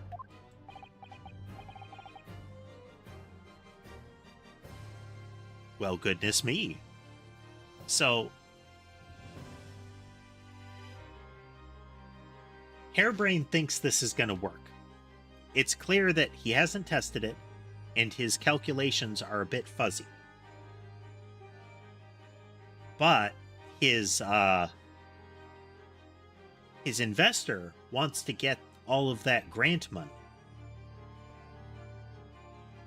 So, knowing that the experiment is likely to fail, or thinking that it's going to, he sets out to make a fake experiment.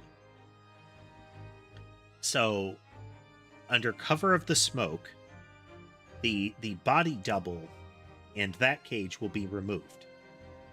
Then, the assumption is that the person in the balloon, which may have been a body double, instead of, maybe he was supposed to be on stage and the body double was supposed to be in the balloon, because that's the riskier position. Either way, they make it look like the teleport happened by, maybe setting off a charge on the machine or something like that. Any number of things. But somebody decides that they want to remove Usman from the picture. So they give him a good stabbing with the screwdriver, load him into the second cage, and load that into the balloon.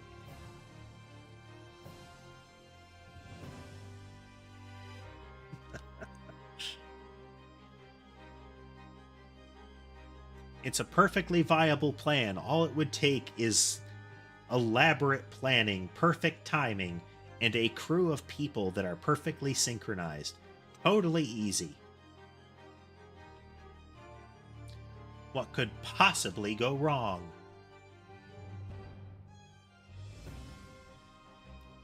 Well, goodness me. And if we accept that this is what happened, it means that the victim, Mr. Usman, was never present on the public experimentation stage to begin with. In short, point. He couldn't have been killed by the defendant, who was on stage in full view the entire time. The prosecution's going to turn this around and say he could have killed him earlier. The fact that he was on the stage doing this implies that he was complicit in the whole convoluted scheme.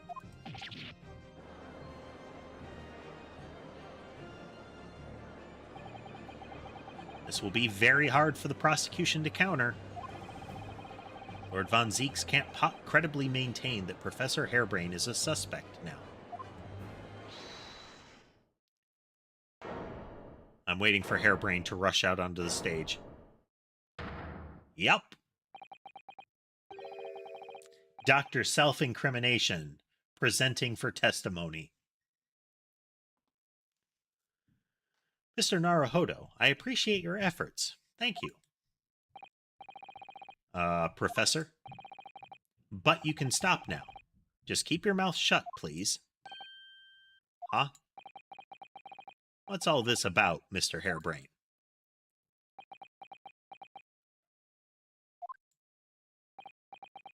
I, Albert Harebrain, hereby confess that it that it was that it was me who stabbed Mr. Odie Usman. Yes, it was me, with my faithful friend and partner, Andrew the Screwdriver. He's confessing because he wants to prevent his theory from being debunked entirely. Gavel, gavel, gavel. Defendant, explain this sudden confession. Objection. Professor Harebrain, what are you talking about? It's what I've said all along. I must protect my hypothesis and my precious machine. You stand there and claim it was all a trick, all an elaborate prank, but where's your proof? Yep. He is fanatically devoted to his own cause, but not to himself.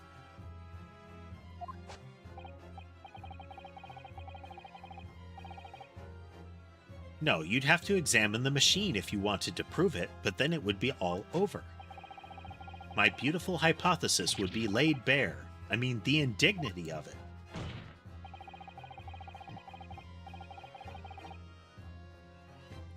Almost.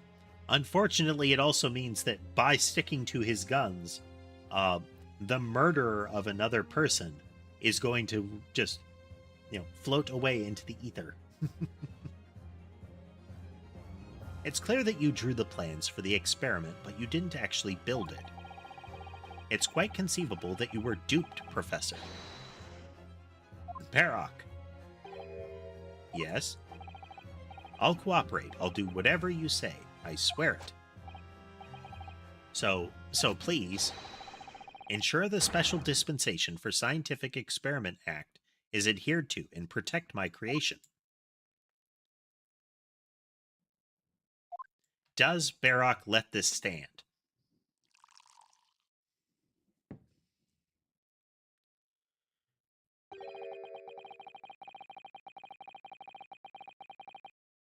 I mean,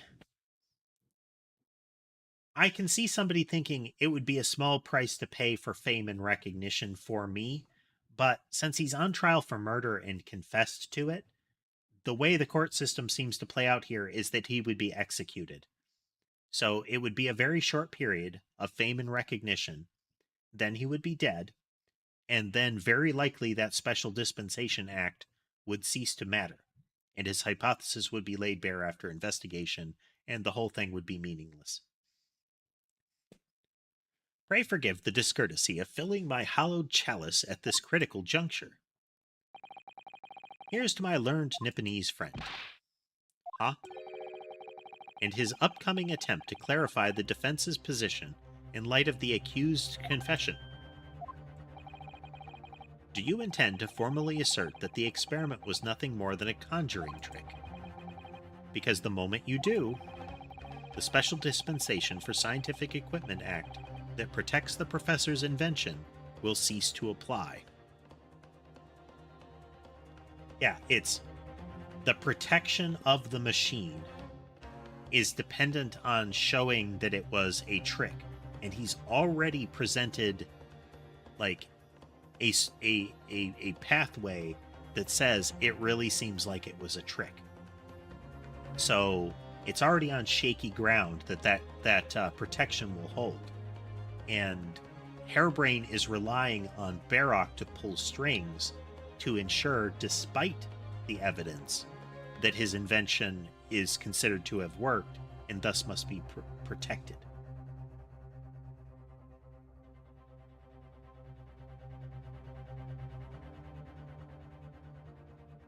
Yep.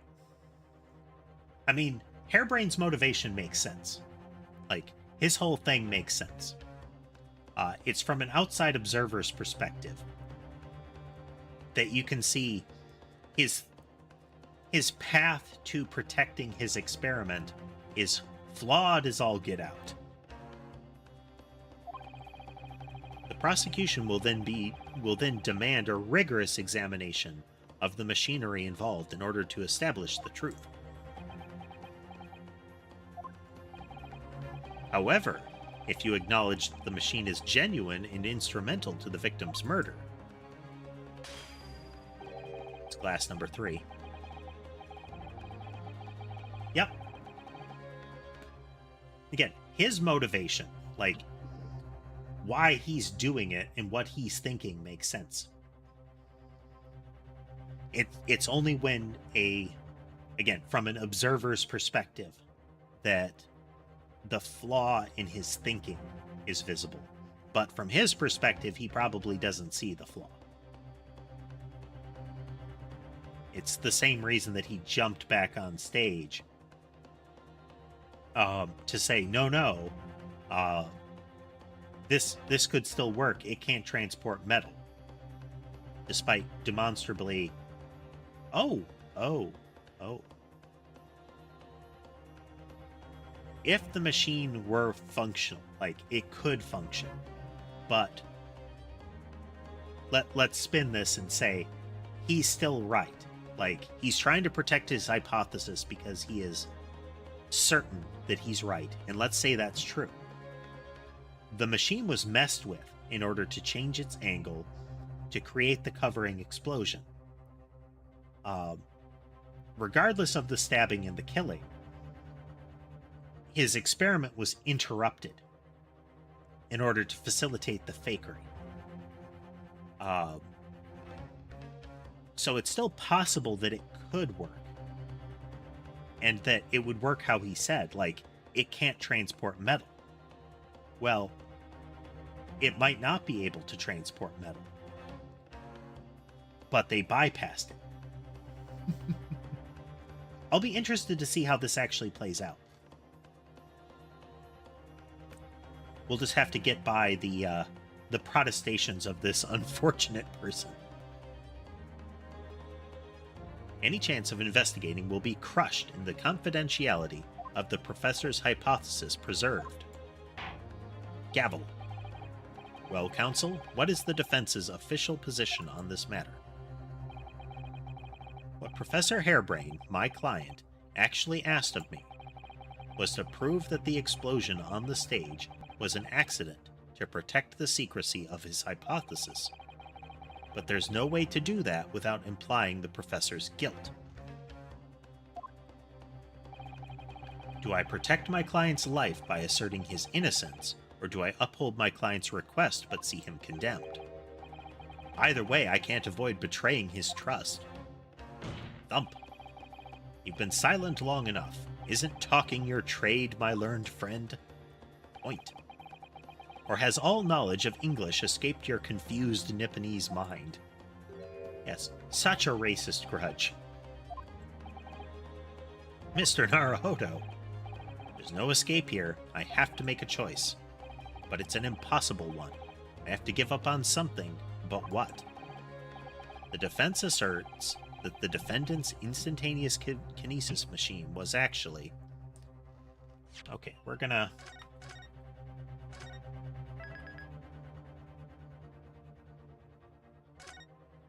yeah, that seems to be the gimmick of this case, at least up to this point, and potentially a little further, is dealing with the fact that Harebrain asserts it definitely works. But all the evidence is pointing otherwise, and Harebrain intends to fight that tooth and nail. Let's make sure I actually saved it.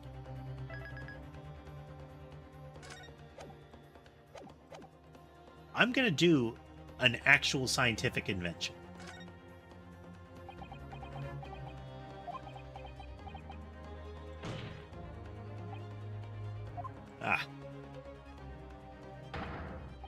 No, I can't say it. My client placed his faith in me. I can't just let him down. What must I give up on is not the question you have to ask yourself here. It's what can I protect?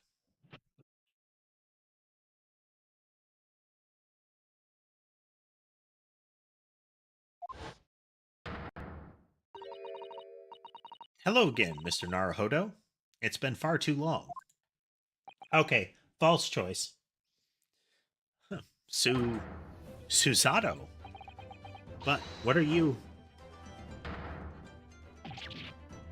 So when the animation happens, it spirals down towards the floor. But then when they present it again, his point of view, even though upside down, is hovering in the air. My first Susato takedown in 6 months.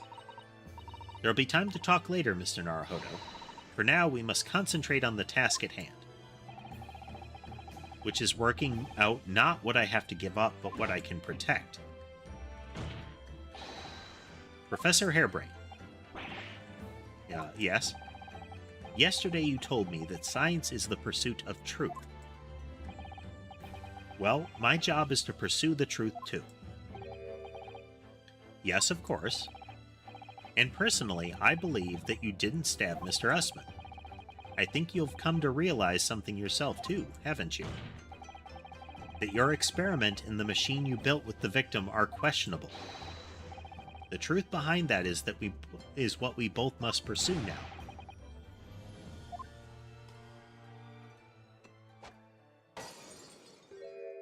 Bottle 4. Well, glass 4, second bottle. So you finally opened your eyes. Huh? And as for you, Albert, you can't ignore this any longer. Ah. Having heard my learned friend's assertion, don't you have something to say? Varrock. So he drew the plans himself. He did the calculations. But I fully expect somebody else built that machine.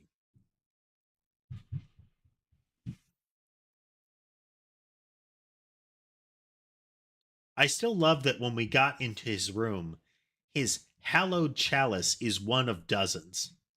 He has like a whole cabinet full of them.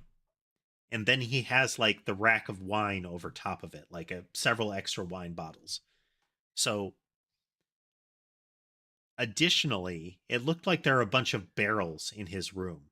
So I feel like he has a ridiculous supply of this because whenever he gets irritated, he's prone to smashing things. In particular, the glasses and bottles that he always has with him.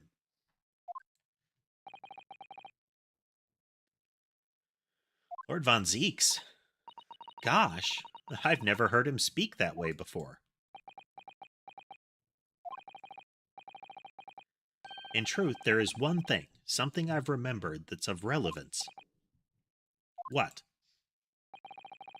On the day it happened, just before I began the experiment, I saw a man near the stage. A man holding that crossbow. I beg your pardon?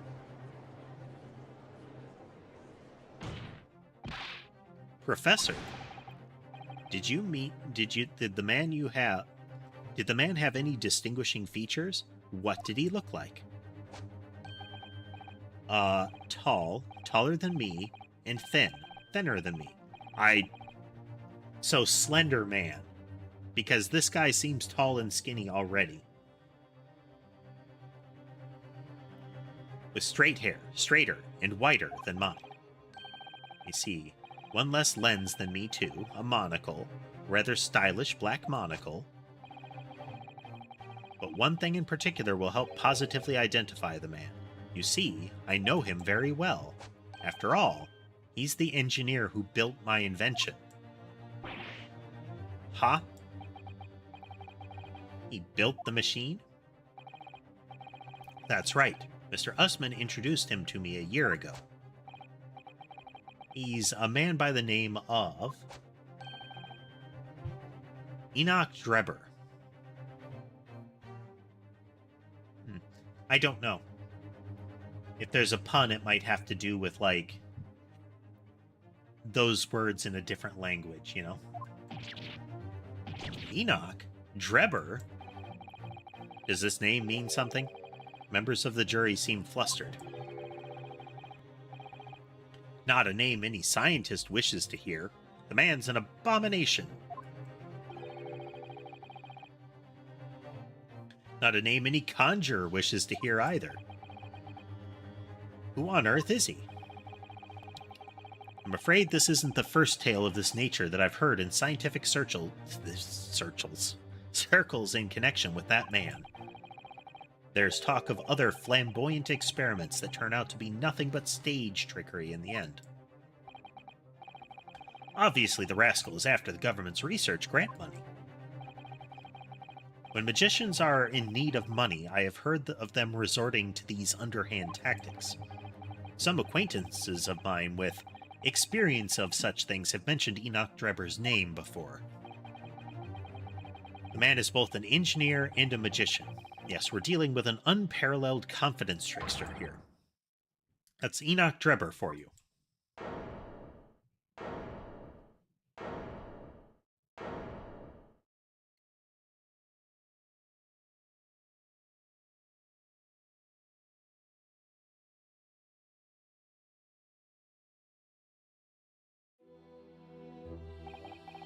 So it's true then. My invention, my great machine, it was just a grand illusion? Considering what we've just heard about Mr. Drebber's character, I'm sorry to say that sounds increasingly likely. Even though no one else believed it, I wanted to.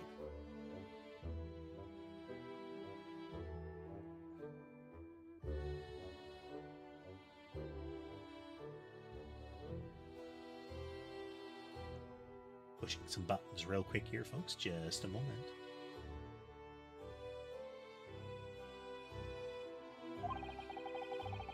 I wanted to believe that machine would function exactly as my hypothesis predicted.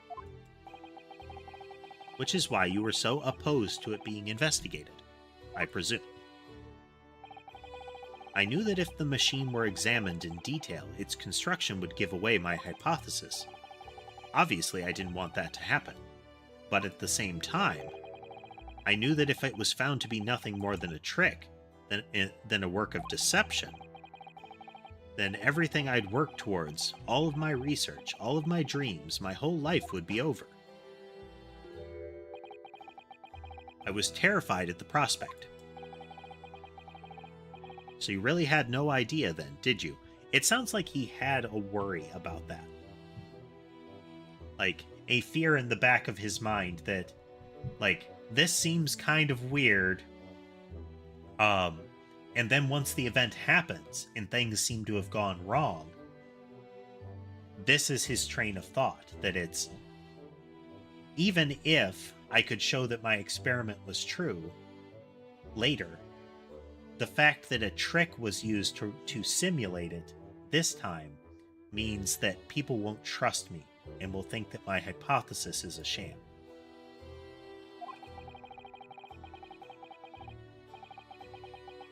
So there's that extra layer of resistance to it, even if he had the doubt in his mind. That it was I need to stick to my guns, because even if it's not for immediate fame, it's to protect my opportunity to do this.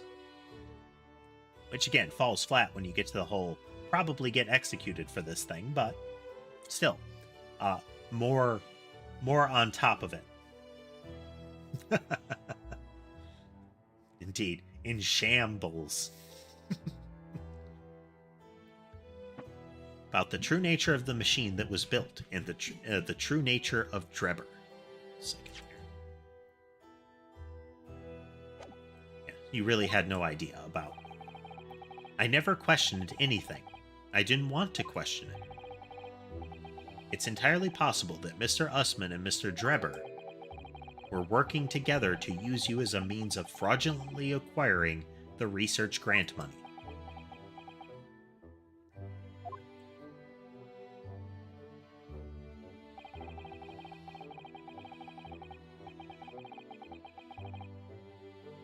When I announced my invention to the crowds that day, it was the finest moment of my career.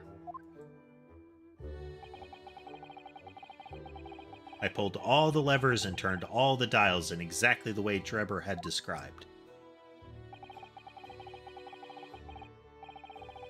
Yeah, if you look at something on the stage here, there are vents, there are two facings to these vents on the front. These, they're like tubes pointing outward and then like a grilled vent pointing up to it, which I suspect its intent is to create a masking cloud both around and up around, like around the machine, but additionally up and around the cage, so that the you could see the you wouldn't be able to see the moment. When the smoke started billowing out, I panicked. I didn't know what was happening.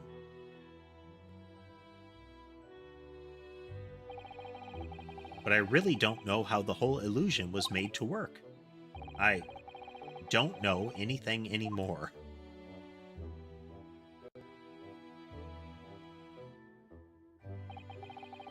Let me confirm one final point with you, Professor. Do you now consent to the prosecution submitting the necessary paperwork to release your invention from the protection afforded by the Special Dispensation for Scientific Equipment Act? Yes, please go ahead. I'm very sorry.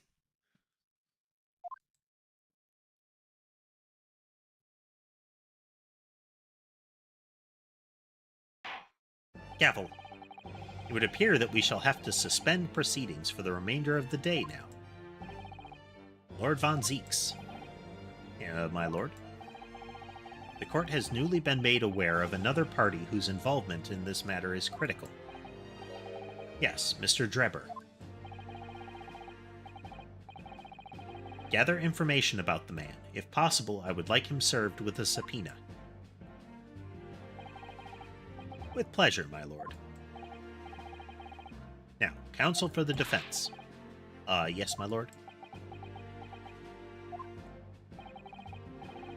When we reconvene, I shall be looking for one thing and one thing alone from you.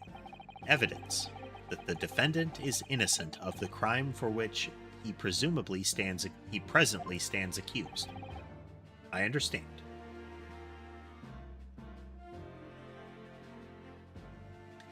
He does. He's still going to follow it out, but this has the same vibe as the case of the Nickel Samurai case in the Phoenix Wright trilogy, where we find out that the defendant actually is like his whole acting persona, not just like the character he plays, but the person that he plays that plays the character, like what he shows to his fans, his manager, to the public, is additionally another layer of different person. He is, in fact, a dangerous sort of sociopath, a very much all for me kind of person, and that he did the killing. Like, we find out he did the killing, but we have done a job of pointing towards his innocence very heavily. So during that, Edgeworth slows down the prosecution and keeps giving us opportunities to stretch things out, to prevent the assassination of Maya from happening, and also for us to get to the bottom of things. And that ultimately makes their client found guilty, because he's the right one to be found guilty.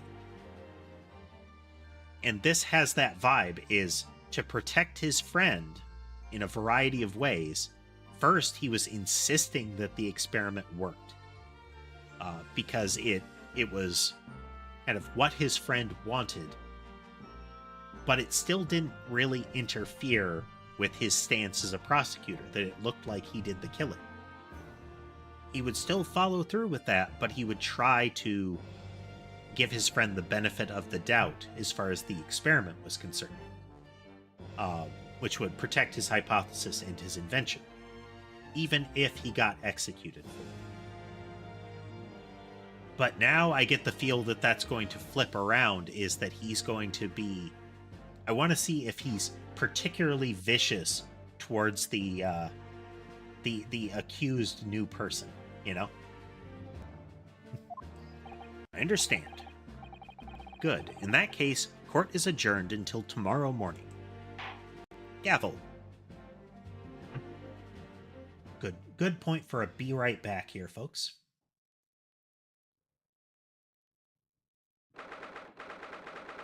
So we'll use this moment, and I will be right back.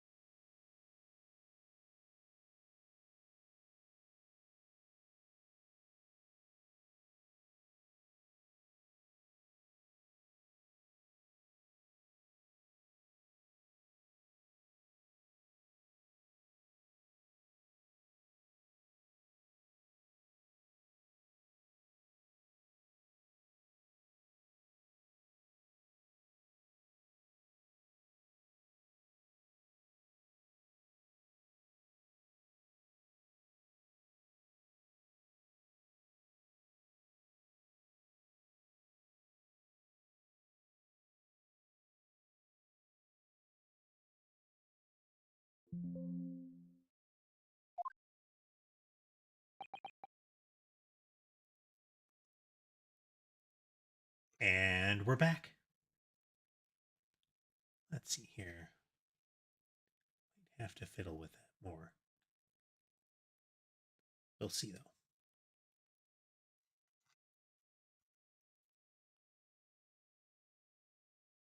Hmm. Hmm.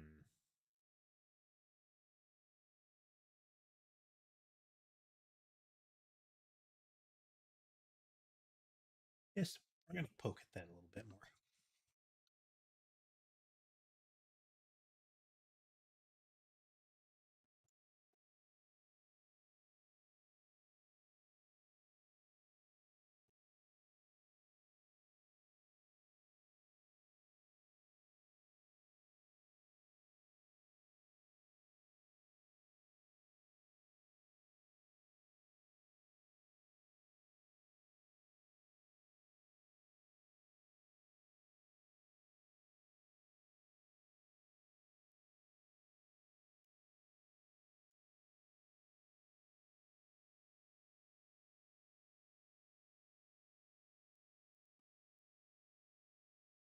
Okay, that'll have to do. And we're back. Actually back this time.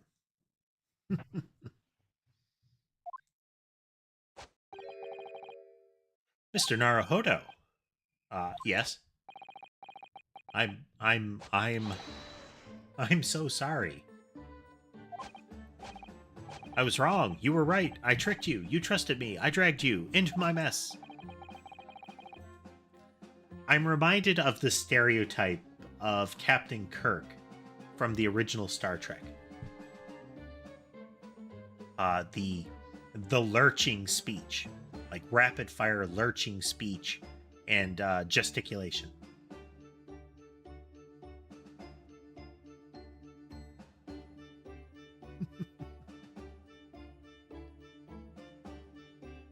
How did it ever come to this?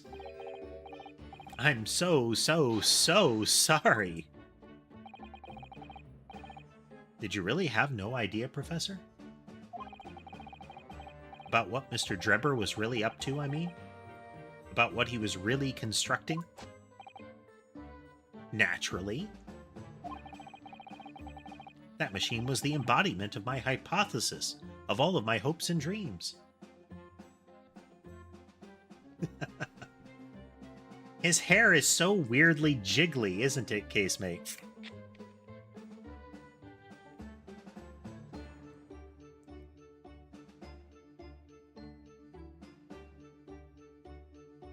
Beverage.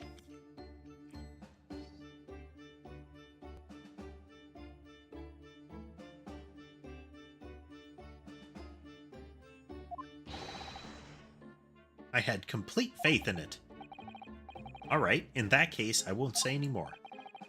Now, sadly, the murder accusation against you still stands. So we must do as much investigation as we can before the trial resumes tomorrow.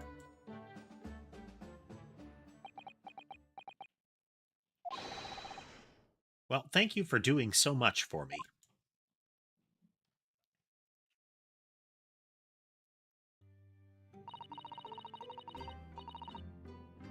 I'm so sorry for arriving late this afternoon, Mr. Naruhodo. Arriving late? Didn't you receive my postcard? I wanted to let you know when I'd arrive. Postcard? What postcard?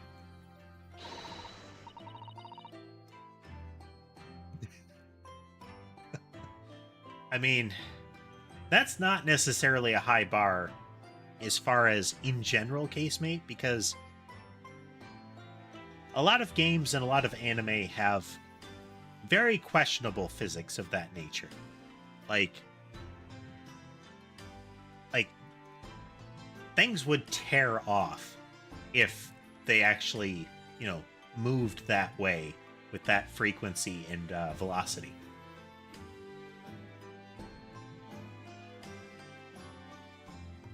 Despite being in clothing,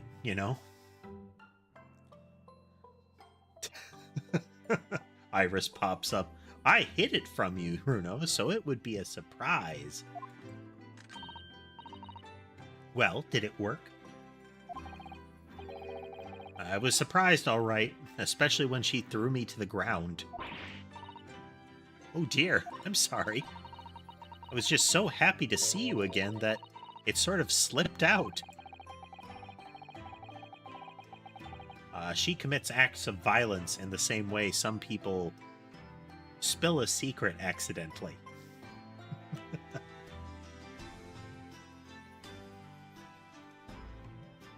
Maybe we could stick to more traditional displays of emotion in the future.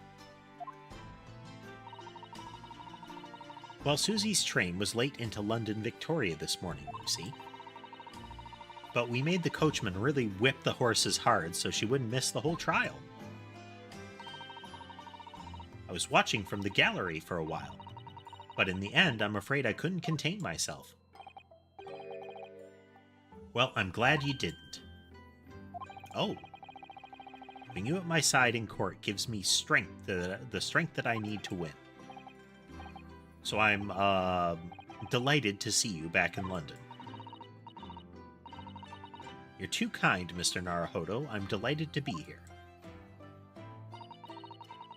I hope I can continue to be of service to you. Of course, so what's brought you back? Did Professor Mikotoba not protest? Let's save all that conversation when we're back at home, shall we? You know, I've made one of my most special blends ever for this special occasion. Oh, Iris, how wonderful. I can't wait.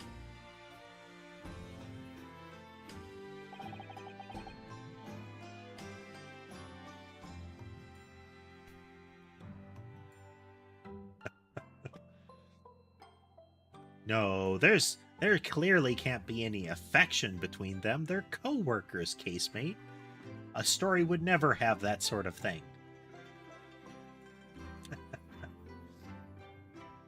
Just a moment. Let's zoom in on the kitties there.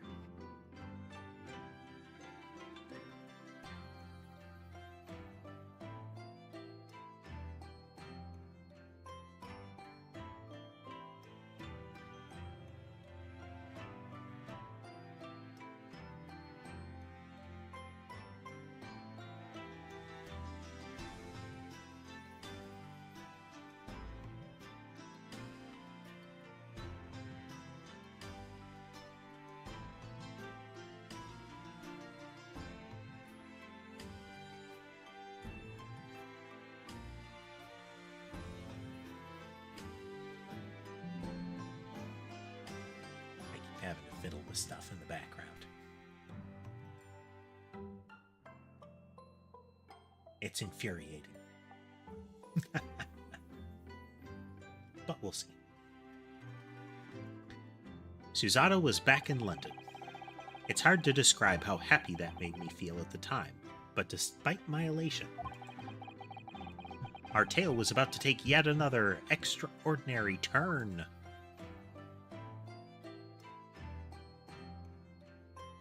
I feel like these parts would be even better handled by like an old-timey radio narrator.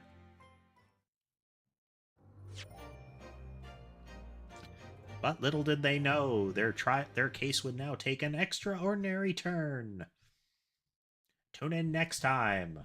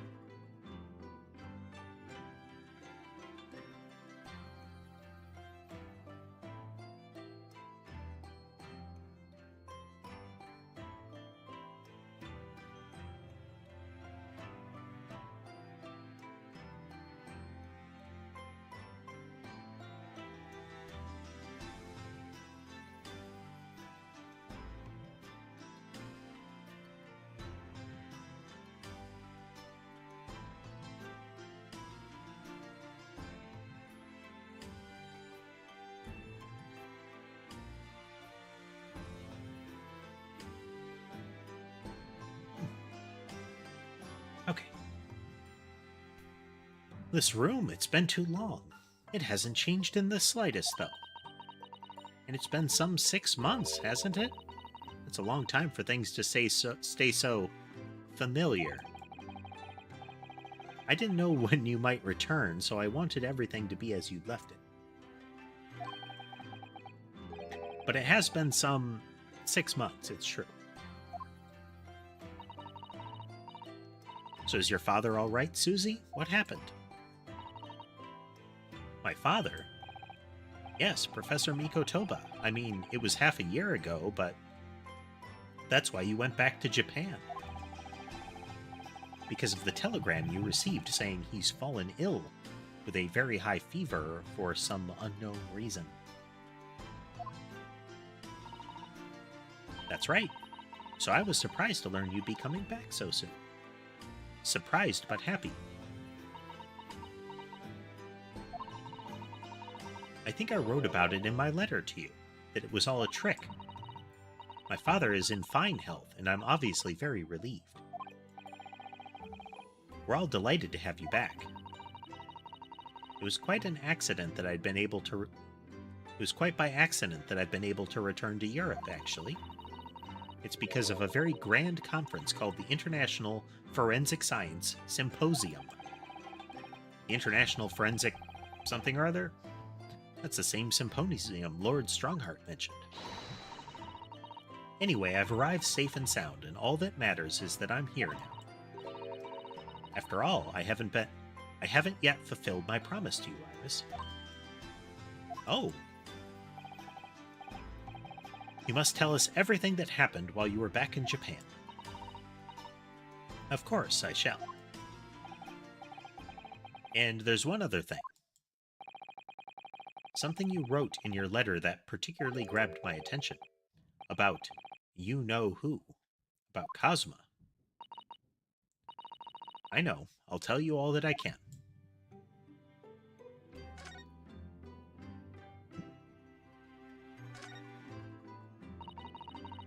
When I first arrived back in Japan, I really thought I'd never be allowed to return to Britain. But curiously,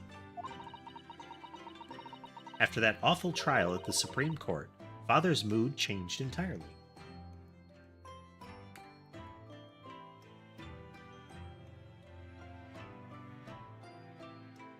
Beverage.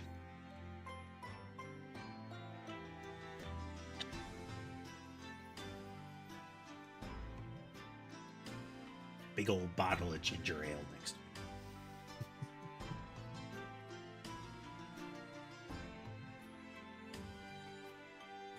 For that awful trial, yep. The awful trial? Oh, yes. For the murder of Giselle Breton. Oh, you dressed as a man then, didn't you, Susie? Oh, well, yes. Since women are forbidden in the courtroom, I had no choice. Oh, wow, amazing. I wish I'd seen it. Don't you, Runo? Yes, I suppose so. Runo discovers a predilection he didn't know he had until just this moment.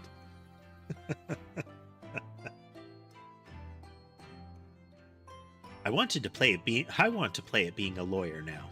I could wear a false mustache, maybe. I don't think any mustache could hide the fact that you're just 10 years old, Iris.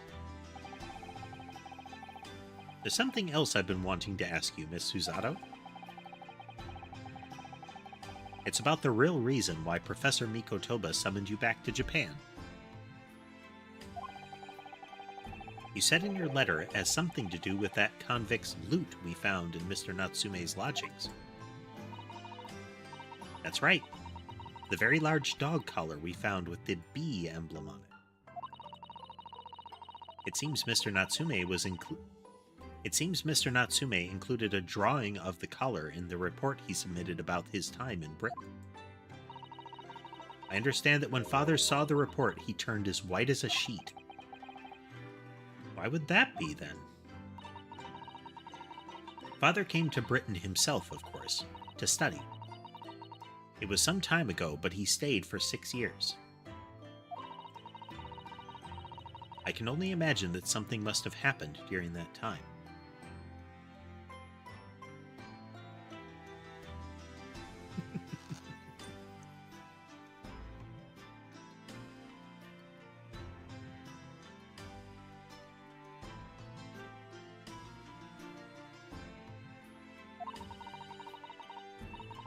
But if you refuse to tell me what it was, then I intend to find the answers for myself. And I've decided that I, for one, won't keep any more secrets. Oh, Susie. Very meaningful look Susato's giving Iris there. Oh dear. She's going to tell Iris about Wilson.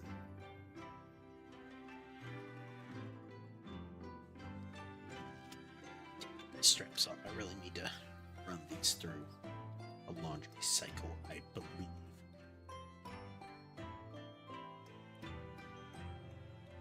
The neoprene tends to be absorptive.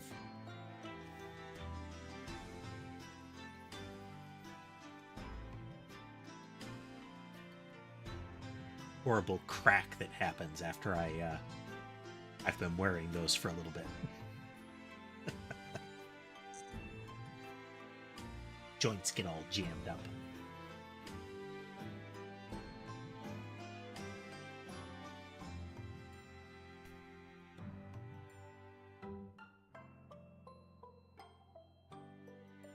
Joints make my wrist joints often make that terrible popcorn sound, you know.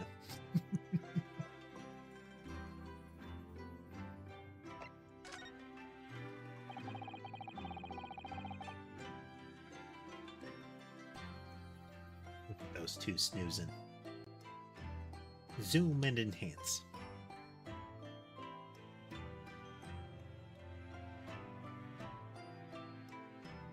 This guy is such a puffball, isn't he?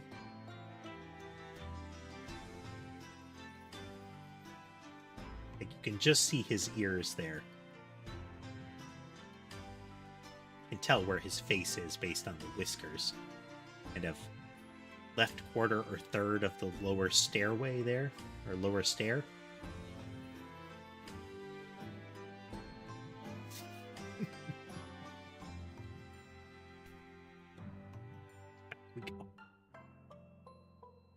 Lord Strongheart mentioned something about that symposium, too.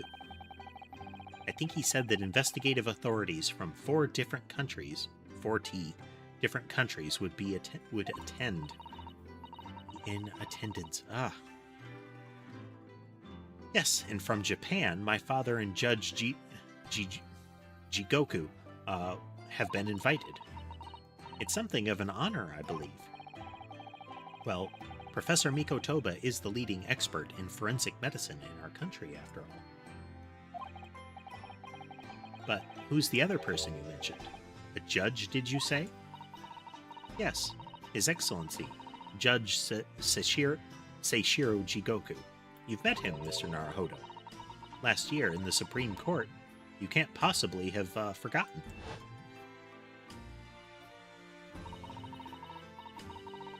I like how the flashback still frames have a film grain to them.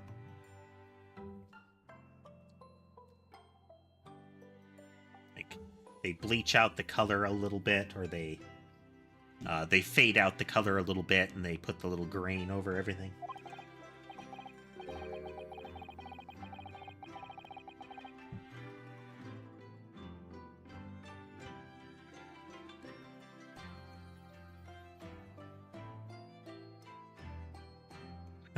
Yes, I try to think of that as a positive turning point in my life these days.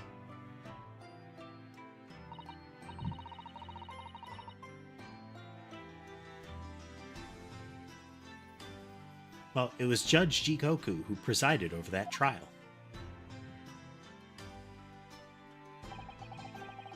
If I'm perfectly honest, I'd be happy never to see that man's face again in my life. Oh, well, anyway, my father was invited to the symposium. He agreed to meet me returning to Britain, too. He won't actually arrive until next month, but, well, I couldn't wait. So I pleaded with him, and in the end, he agreed to me going on ahead. Yes, about the symposium. It seems as though Lord Strongheart has put in an awful lot of work to make it happen. It's obviously very important. I believe it is, yes. As I understand it, Lord Strongheart organized the entire event himself. I think he's hoping that by achieving exceptional results, he'll get the job of Attorney General, the most senior position in the British justice system.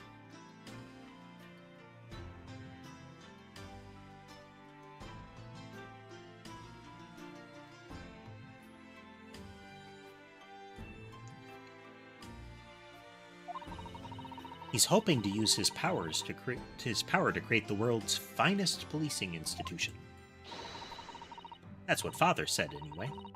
Apparently, it's Lord Strongheart's lifelong ambition. Does Professor Miko Toba know Lord Strongheart personally, then, I wonder? Actually, Lord Strongheart gave me a long speech about this very subject only yesterday. But I sort of lost the will to live early on and didn't really listen to much of it. How trying for you.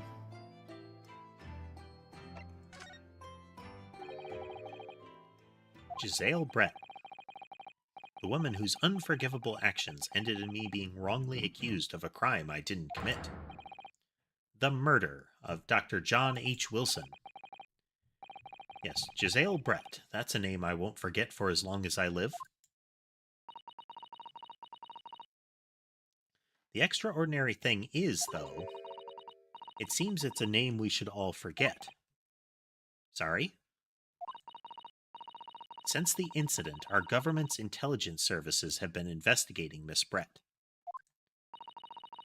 But it turns out that an English woman by the name of Giselle Brett didn't actually exist. Didn't exist, but how can that be? It was a pseudonym. Her real name was Shin.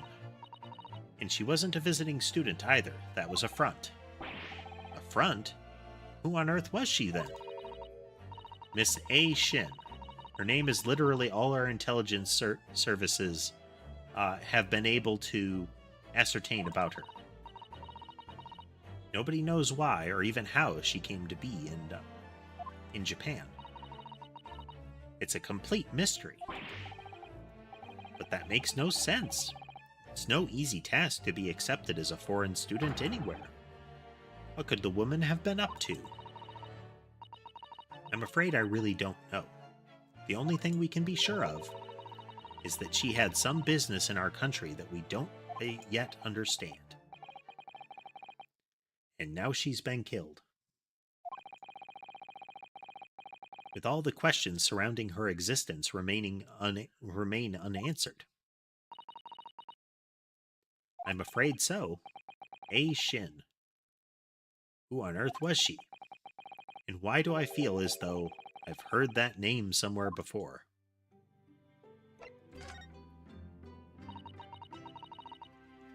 After my friend Ray's trial, the reporter who actually killed Miss Brett said something very strange.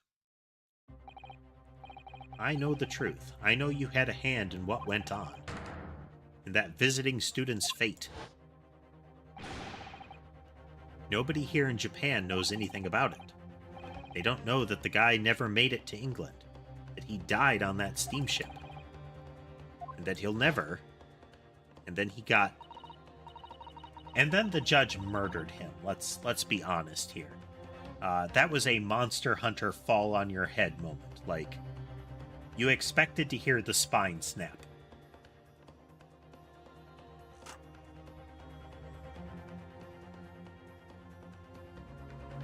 It's like, from the ceiling, straight down on his head.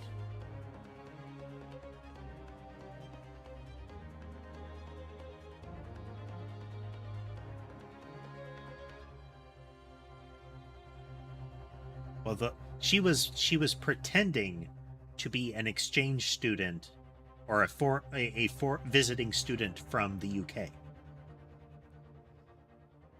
and that she still was not Japanese based on what it. Well, we don't know what her nationality really was. I thought. Did they mention that?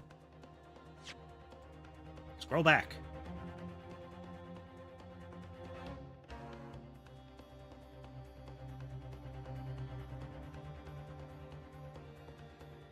Yeah.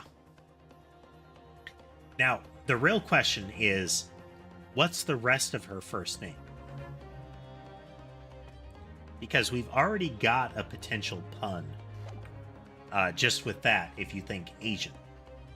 So maybe she was like in full costume and similar. But what will it reveal? Obviously, I couldn't ask him to elaborate at the time, but later I visited the man in his prison cell and asked him what he was going to say about Cosma. And what did you learn? That he wasn't in his prison cell because at best he was in a hospital. This is not like the Susato takedown where they seem to land on their side. That was lobbed into the air and fell straight on his head.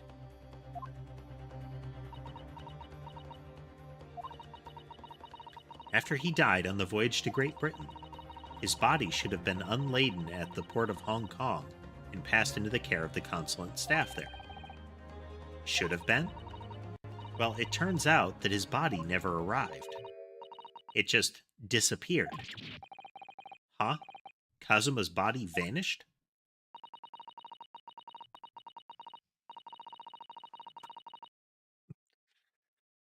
Yeah, Batman takedown, casemate. Definitely non-lethal. Batman never kills people. Even with the machine guns on his car, his rocket-powered car that drives the streets of New York. Nobody gets injured.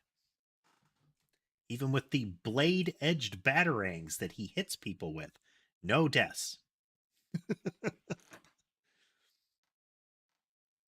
You have to imagine that...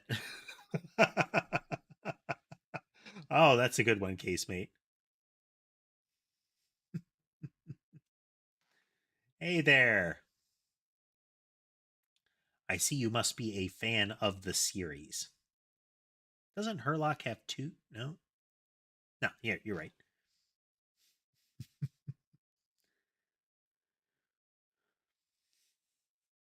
Well, in any event, welcome to the stream. I hope your day is going well. If you're new to the stream, then, hello, I'm newtmechanist, and I play games with my cats on camera. It is a very casual stream. If you feel like chatting or lurking, do whichever. All are welcome. Generally, when we're playing this kind of game, it is a blind playthrough, so we appreciate it if there aren't spoilers. I can compartmentalizing them and while simultaneously wielding the banhammer, of course.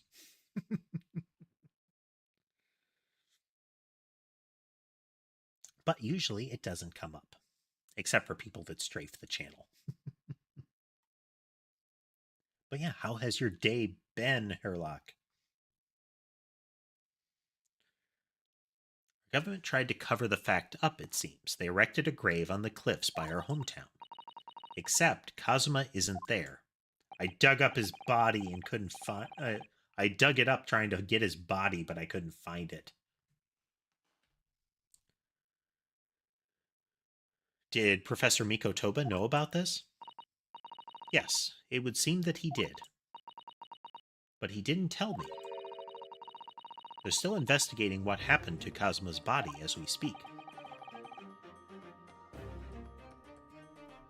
I just don't believe it. What is this acute feeling of apprehension I have all of a sudden?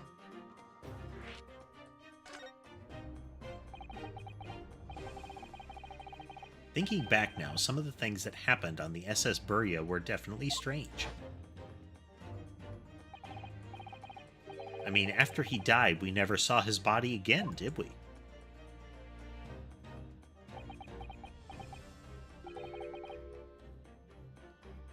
Could it be that he's actually still alive? Stop it, Mr. Naruhodo. It's too much to bear. I didn't mean to.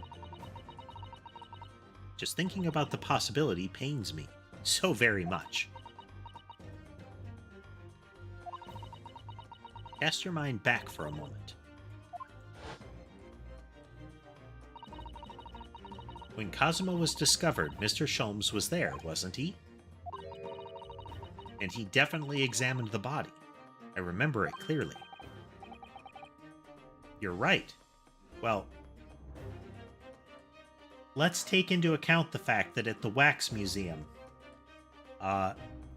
Sholmes was initially convinced that the sleeping police officer was a wax sculpture,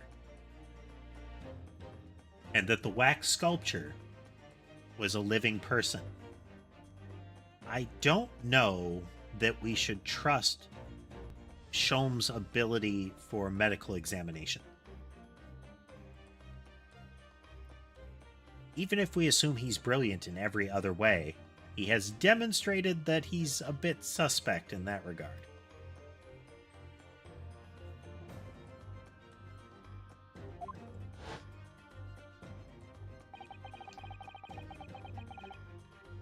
Look at him just laying there. He's definitely dead. So if Cosma hadn't actually been dead at all, it would mean that Mr. Sholmes had lied to us. But there's no reason he would possibly have done such a thing. I suppose that's true, yes. The idea that he might still be alive somewhere, it wants to fill me with hope, but I can't let it, because if it turned out to not be true, then I'd be back at the bottom of that awful pit of despair again.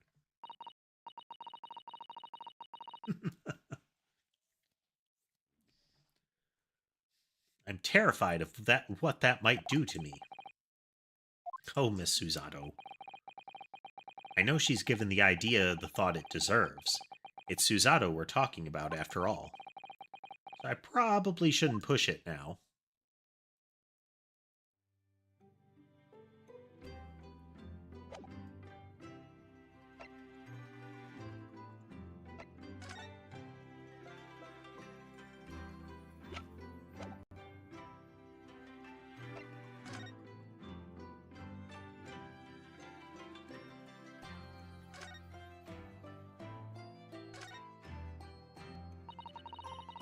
Must be about a year ago now. I wrote a really long story based on some of my father's old notes. It's about one of Hurley's greatest exploits. I called it The Hound of the Baskervilles. But then Mr. Sholmes forbade you from publishing it, and put the manuscript somewhere nobody could get their hands on it. So nobody knows anything about it, apart from Hurley and I. But for some reason, you knew the title of it, didn't you, Susie? It sounds so exciting, The Hound of the Baskervilles. I should love to read it. And you wouldn't tell me how you'd come to know it. Yes, but I made you a promise that I would explain one day, didn't I? I think it's time. Oh.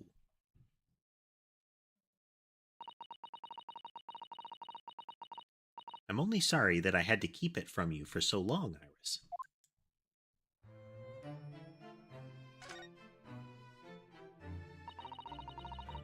It was completely by accident that I came to know the title of your manuscript, Iris. It was a short while before we left Japan. I was cleaning Father's study and I saw something on his writing desk. A large box of papers. There was a label affixed to the box that was written in English. It read, The Hound of the Baskervilles. What? My Baskerville story? Of course, I had no idea what it was at the time, but Father came in and... Susato, what are you doing? Oh, Father. Did you look at those papers? No, I simply read the label, that's all. Well, put it out of your mind. Sorry?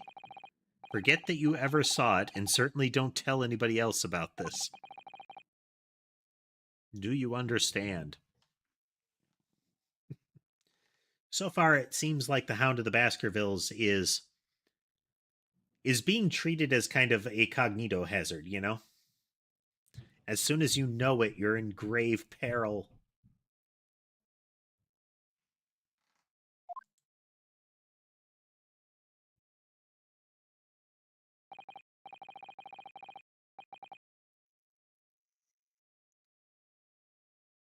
But what was Iris's manuscript doing in Japan? I have no idea. But when I heard Iris mention the word Baskerville that day, the title just slipped out. I would never have guessed that it was an unpublished account of one of Mr. Sholm's exploits.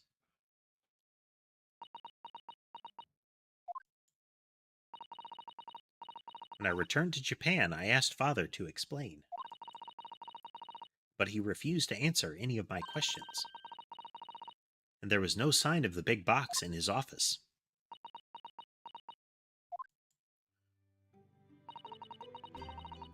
That's really all I know about it. I've no doubt that Father had a very good reason for being so secretive about it, but still.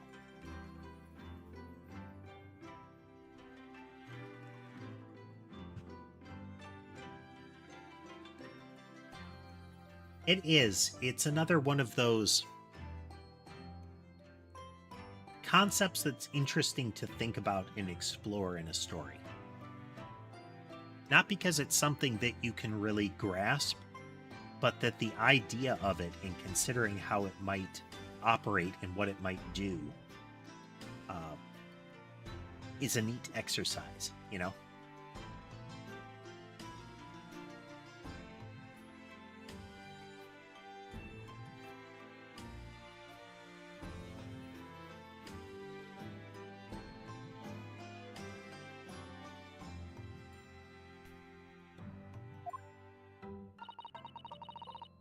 I made up my mind to explain myself to both of you.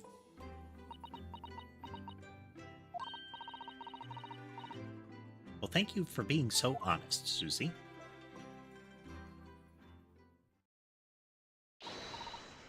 So, Mr. Naruhodo, I'm ready to start investigating if you are.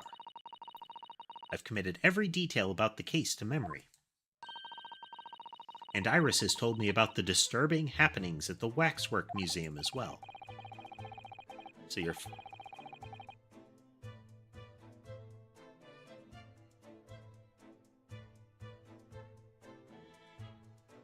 Was a wax sculpture used in it?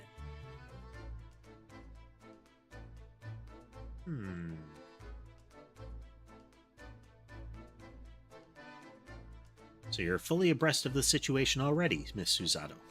I'd expected nothing less, to be honest. I would think our first port of call should be to investigate Mr. Drebber, the engineer responsible for building the elaborate machine that was used to effect this extraordinary trickery. Yes, a conjurer of sorts by the sound of it, well known in the fields of science and magic. And we need to go and arrest him. Well, yes, he must know the truth behind this case, so I agree we really need to find the man. It sounds like it's a case of tracking someone down. Flip. Which is a job for the police. Or a great detective. Are we supposed to guess who she might be thinking of? We don't have much time, so we need to get started straight away, I think. Good idea. Well, best of luck then. Off you go. You're not coming today? I'm going to Brixton Road shortly for the herb market.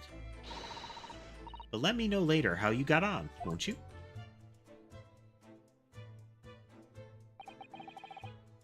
That was a little abrupt.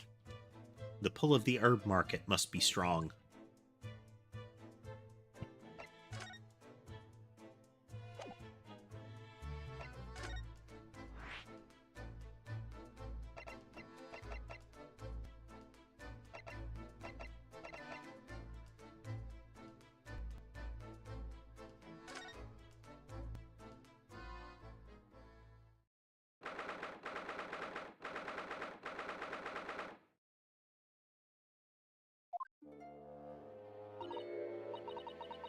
My, no wonder it's called the House of Horrors.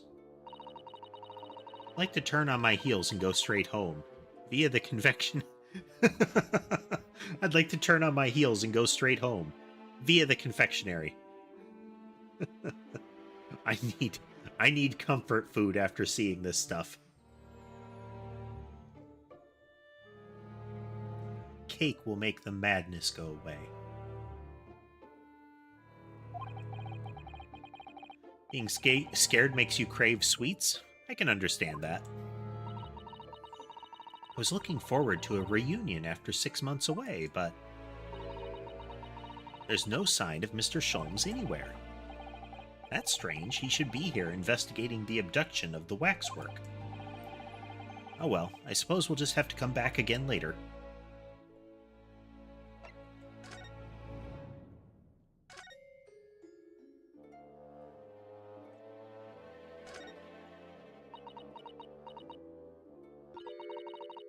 This one's posture reveals his weakness. Sorry? The killer's stance leaves him wide open to attack. I'm quite sure I could see him off. With a Susato takedown, then a Susato squash, and finally a Susato smash.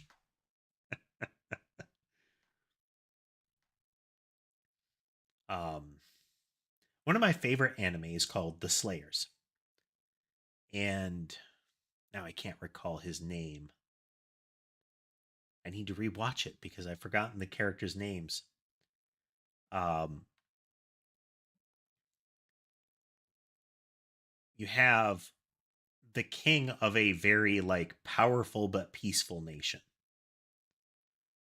And he's supposed to be a renowned leader, not a violent man, that kind of thing.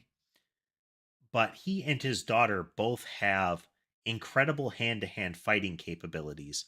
And especially him, he has violent hand-to-hand moves, all named in such a way that they're things like the classic one is Pacifist Crush. And I believe it's like a running clothesline kind of thing. There was also, I think, there's the goodwill towards men something and the kindness to all creatures kick. Where you have these characters that are supposed to be renowned, non-violent people that have these amazing violent capabilities. Like Susato here, where she has a battery of special moves that she's named after herself. Right. And if that doesn't render the culprit unconscious, a Susato slam should finish him. A Susato slam? Oh, I'm sorry. It's rather hard to explain. Leave yourself open slightly and I'll demonstrate. Absolutely not. Oh, I've never shown you this fighting move that I've said can finish someone off? Well, here, go loosen your stance. I'll show you.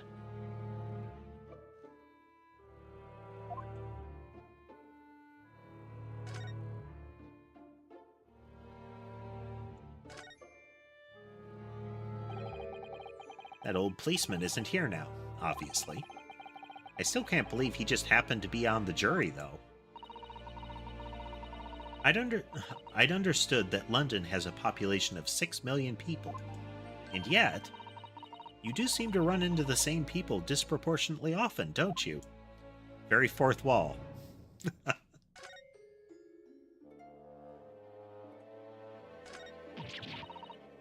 What a horrifying scene.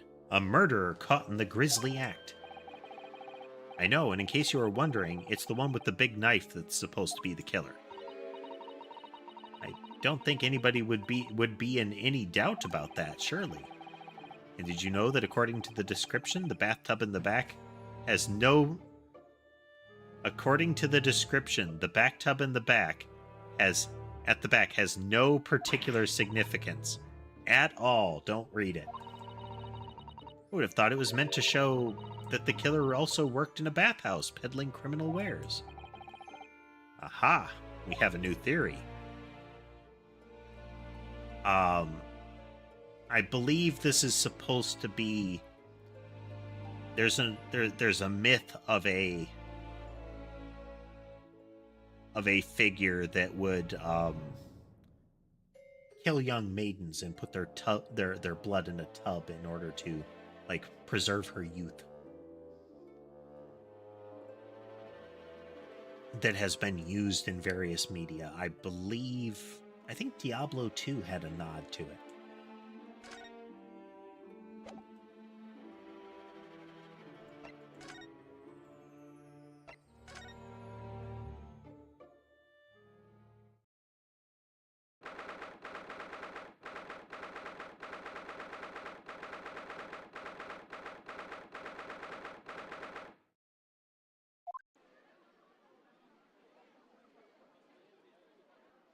Gina found a puppy.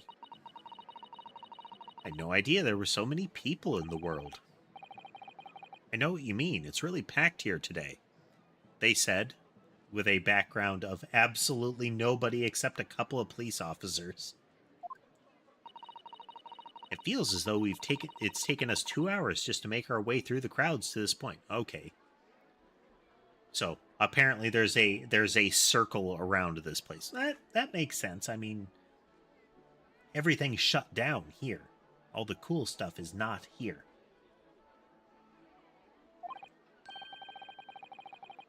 Has it? I shut my brain down, so I didn't really notice, to be honest. Gosh, I do wish I had your absence of mind sometimes, Mr. Naruhodo. There you are. I had a feeling you lot would show your mugs before long. Oh, Inspector Gregson. I see you're hard at work as usual. Warm greetings to you. I do hope you've been keeping well since last we met. It's with all the ceremony. We just saw each other in court this morning. Not you, Sunshine, the gentlewoman, so loyally at your side. Oh. Why, thank you, Inspector. How good of you to notice. He might be a bit rough around the edges, but he's still a proper English gentleman at heart, I suppose. As you've probably guessed, we were hoping to investigate the scene some more. Right, well, that's the young trainee's domain. Oi, get over here, Gina.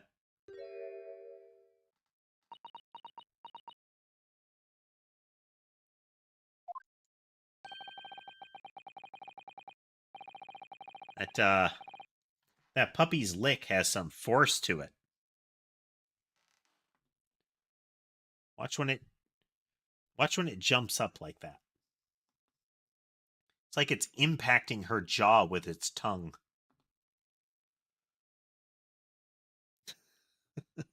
I mean, it could be said that she would be flinching away, but like if you watch her jaw like rocks back down.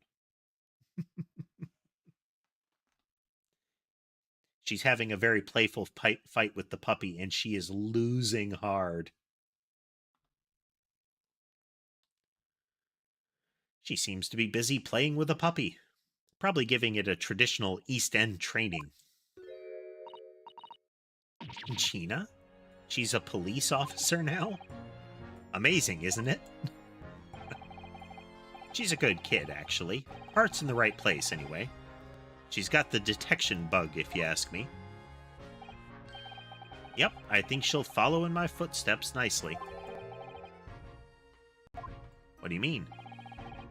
I'm being transferred. It's time for me to say toodaloo to London. Oh no, really? That's a bit sudden, isn't it? I had no idea. Where are you going to be posted, then? We'll come to see how you're getting along. Not likely, but you're welcome to try. If you don't mind a trip to France, that is. Dang. To France? I'll be working in the Paris Police Prefecture. Should be right up my alley. But France? That's an entirely different country. I don't understand. Why would you be sent there? That's the way the adult world works, Sunshine.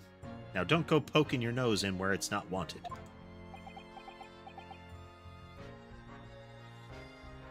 But where will you get your fish and chips? I feel like you might starve to death. Or at least that horrible colony of tapeworms might. Where will they get their horrific pile of fish and chips that they need hourly? I'm intending to take the kid with me when I go. What? You're taking Gina to Paris? Well, I can't leave her here in London. Who knows what'd become of her?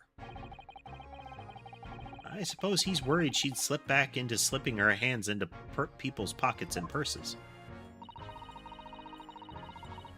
I don't think he's worried about her pickpocketing, Mr. Naruhodo. I think he's worried about the Reaper.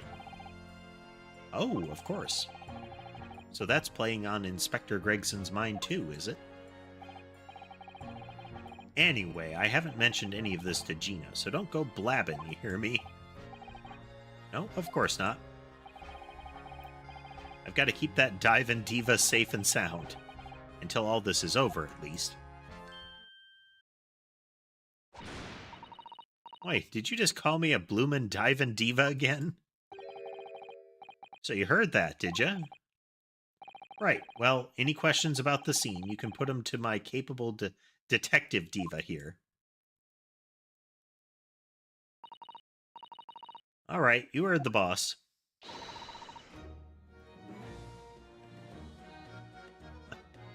Yeah, it's definitely handmade. So, it's irregular on the edges, like it's not symmetrical. And then the little crown at the top is lopsided and kind of scuffed. But the biggest element is the fact that, like, in a weird position, you have 997, but it looks like it's been gouged into it.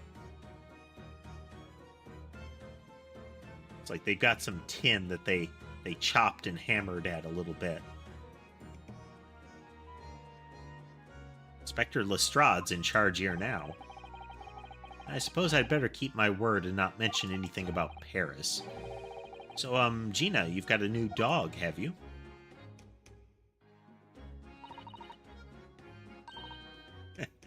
Isn't he great? Toby is his name. Yeah, look at that. It is... like, you could consider it a flinch, but it really does seem like there's some force to that lick there. But look at the little tail go.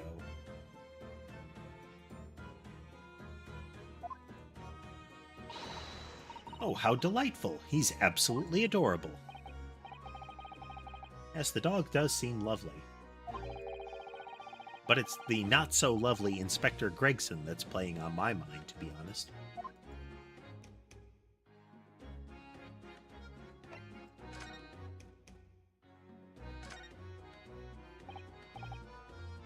Gina, we were actually hoping that we could investigate the scene again. Yeah, all right. If it's around here, you can do what you like. Oh, that's all right, is it? I'm going to be playing with my new friend here. Ah, yes, Toby. Woof.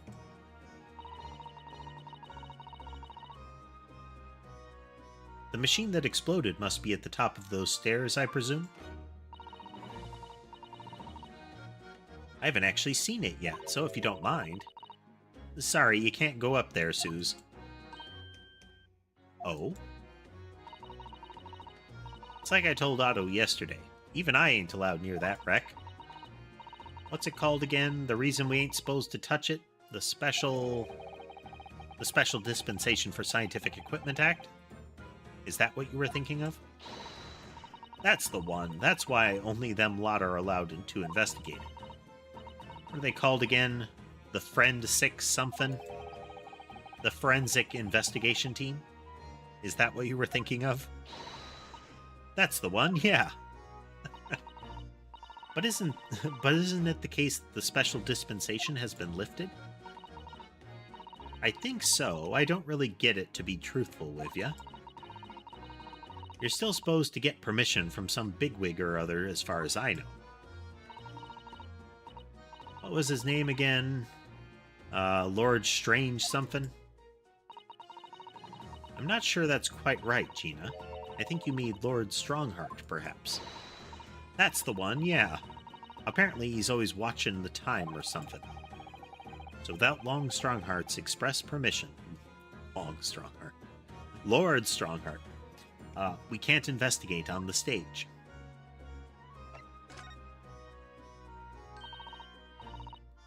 It was great. It was great, weren't it? I had a right laugh. It was a new one on me, that. You know, being in court and not spending the whole time worrying I'm about to be found out. You did keep an awful lot of secrets in all your previous court appearances, didn't you? Yeah, and Hado's made things hard for me every single time and all. Just doing my job, Gina. But watching someone else get it in the neck is a lot of fun, actually. Oh, the courtroom's tons of fun when I'm not being accused of murder. It's a hoot.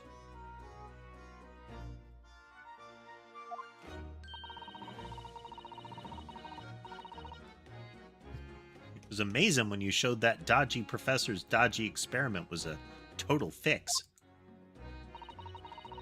The dodgy professor, as you put it, Gina, is Mr. Naruhodo's client. Yeah, I'm starting to wish he wasn't, though. It's the boss I feel sorry for, sent off to do the impossible. What do you mean? He's supposed to arrest that other cove, ain't he? And in time for tomorrow and all. You know, the dodgy engineer. What's his name again? Mr. Drebber, you mean. Enoch Drebber. That's the one, yeah. So the police are looking for this mysterious man with the black monocle. I guess they would be. It's putting too much on the boss, if you ask me. He says it's giving him a gut ache.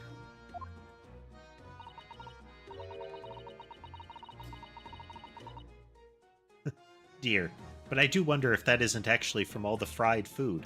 Okay, well, in world they are confirming that those fish and chips are indeed fried and not handled in some other way to prevent it from being all the calories. So I feel like my tapeworm theory is more likely.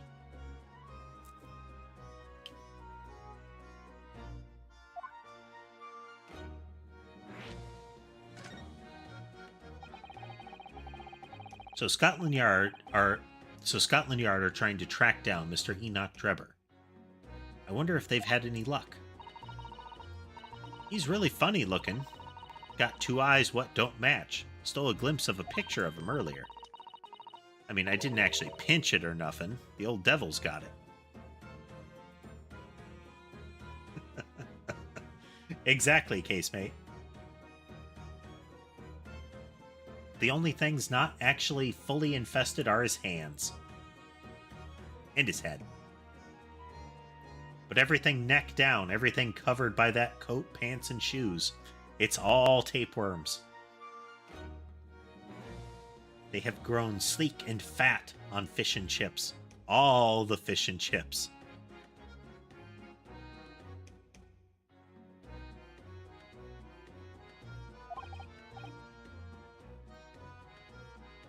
Sorry, who? You know, that Scowlin' Reaper what's always glugging down glasses of that blood-red plonk. Ah, Lord Von Zeeks.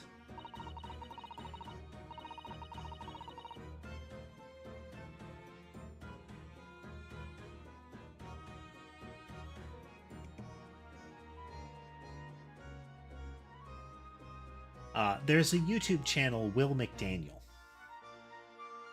that he does like practical effects, like creature sculptures, and they're all like lumpy, fleshy things. In one of the skits he did with one of them, I think it was like the tummy button tourist, which was like this big old parasitic worm that could extrude itself out through his belly button.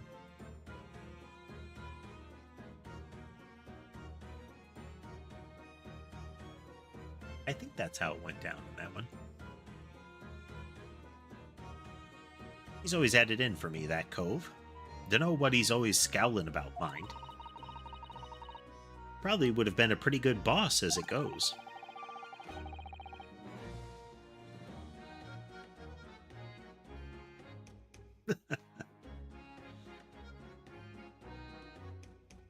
Not too shocking. Superheroes and supervillains have had quite the variety of abilities over time.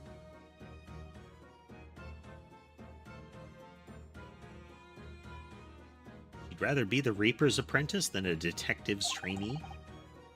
The way I see it, if the choice is between a chip-guzzling detective and a chalice-glugging demigod, you're equally badly off with both.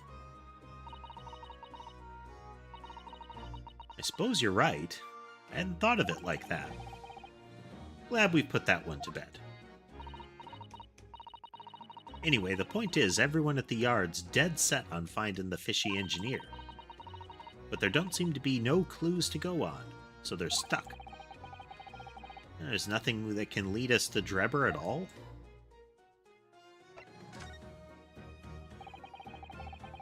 Where did you find that little mutt then, Gina? Why, don't be so flamin' rude, Odo. I think it's Odo? It's gotta be Odo. Slight overreaction, don't you think?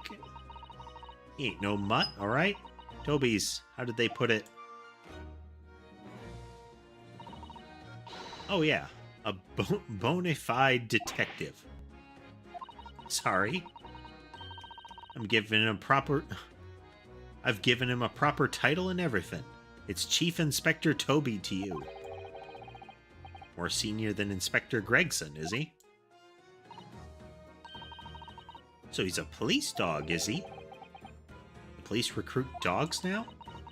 I've heard that they're already being used officially in Germany as part of their city policing. They're used for chasing criminals and such like. They have a wonderful sense of smell, after all. I have a fairly good sense of smell myself, as it happens. I can tell undergarments that have been freshly laundered from undergarments that haven't. It's nothing compared to this little fellow, Odo. Oh, really? According to what the boss said, once Toby Ears got a good whiff of your drawers, he could chase that scent to the other side of the world. What? To the other side of the world? You mean he can swim? Mr. Naruhodo, I think you may have missed the point by rather a wide margin. I just can't believe this little dog has such an incredible skill. I'm telling you, Odo, there's gonna be more and dogs more and more dogs doing their bit for the police in future. Yes, I agree. Right, one of these days they'll be barking orders at us lot, not the other way around. Oh dear, sorry Gina, I don't think I agree with your vision quite that much. Well, anyway, whatever you think about that, Toby Ear is Britain's first police dog. I found him down the East End the other day. Someone had just chucked him out on the street.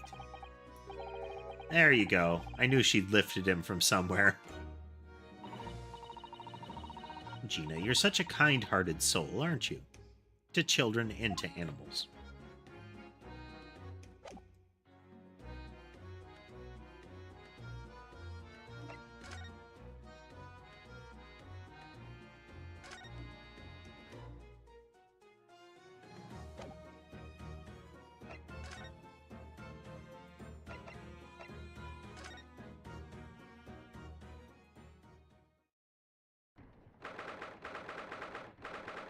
Ooh, new character as well. It's another character from the splash art.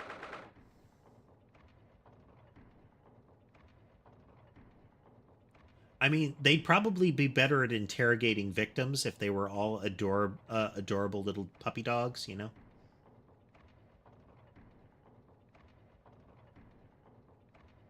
You know, you could have bad cop, crushingly adorable cop.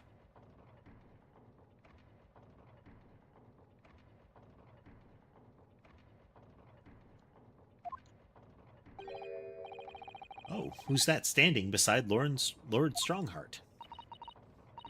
I wonder. I've never seen her before.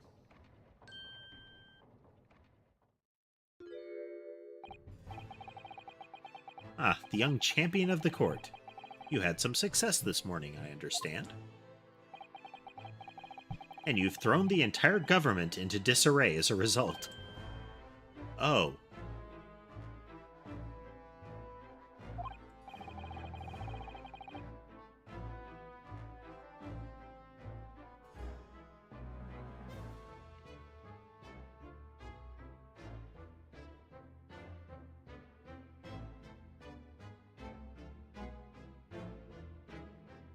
Even more hilarious if it was good cop, bad cop, but the crushingly adorable little puppy is the bad cop. And the guy that looks like an even more intimidating, who was it? Detective Gumshoe could be the really good cop, you know?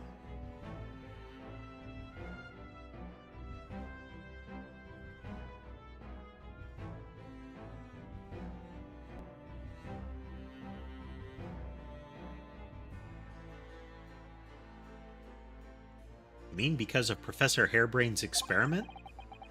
Sham science being demonstrated at London's Great Exhibition. The country's been made to look foolish, and now politicians are scrambling to respond. Lord Von Zeeks is in Whitehall as we speak, giving an emergency briefing. Oh dear, I didn't mean to cause any trouble.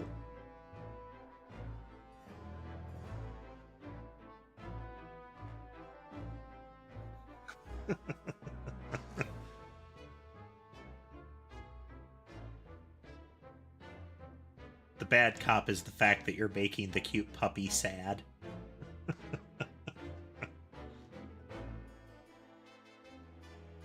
The more that you won't yield up information, the larger the puppy's eyes get and the more watery they look.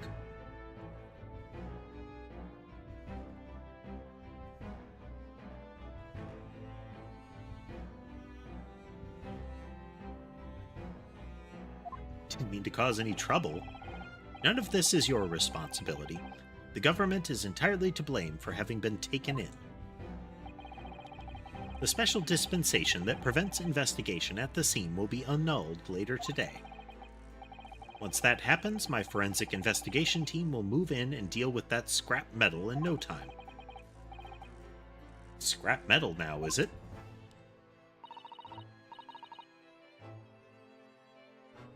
Ah, well. She's not sinister looking at all, is she? She is pale in every way. The light gray lips, the light gray hair, her irises are light gray, her skin is white, her coat is white, and then you have the rest of the clothing with those kind of deep browns and reds and whatnot. Like earthy, but they're not like saturated colors.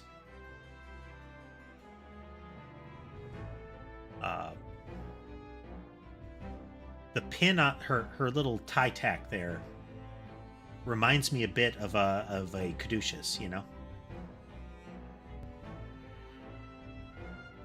And then the black cross with the red gem in it.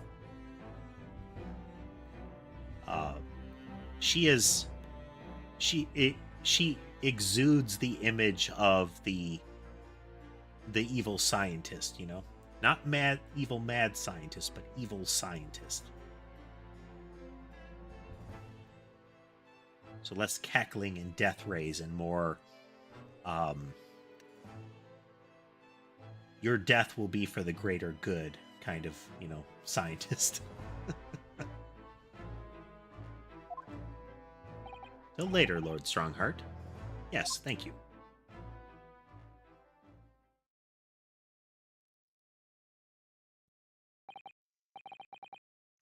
Who was that? That was Dr. Courtney Scythe.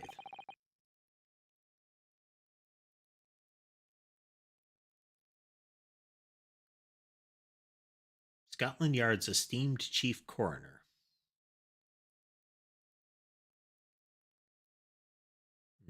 Wonder how that's supposed to be pronounced.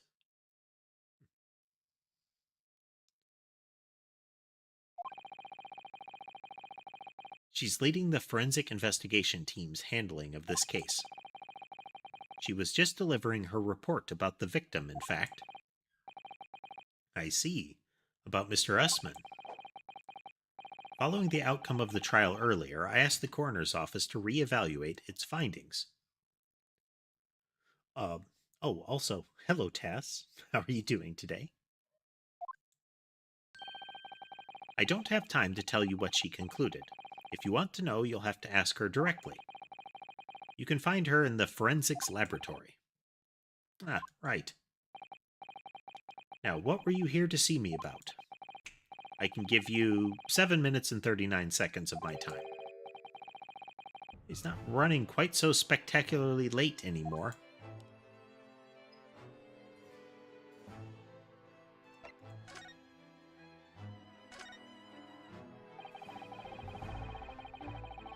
What exactly is the forensic investigation team that you mentioned before? The British Empire's police force must become the most exemplary in the world. For that to happen, it's imperative that we embrace forensic science and everything it has to offer. I first created the forensic investigation team a year ago now, unofficially, of course, to pave the way. Goodness, a year ago? At next month's symposium, I intend to present the results of their work to the world. Once I do that, the House of Lords will be powerless to oppose the creation of a full-scale forensics division. And once that happens, the position of Attorney General will be mine, and criminals will suffer dearly. Wow, see, that took a turn from societal ambition to I will crush my enemies.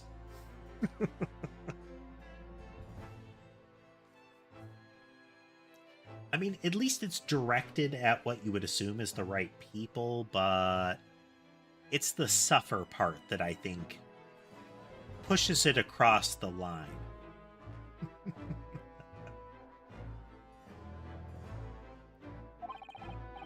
For too long, those scoundrels have made a mockery of our legal system with false evidence and bribes. Now, thinking about it, I feel like this is our Reaper of the Bailey. But London scum is about to be rounded up and burnt in the fires of hell. See, yeah. That went from you have a just cause to you're a bit murdery, sir. You were found innocent, but I don't care. Oh.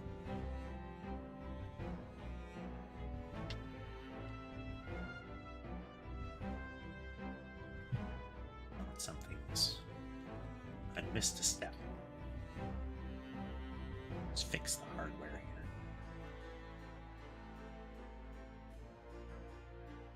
There we go. I forgot, using the phone as a camera and fully leveraging all of the little facial tracking and whatnot chews the battery pretty steadily.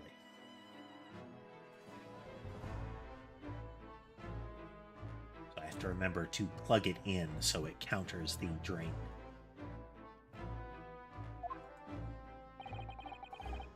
I intend to see to it personally.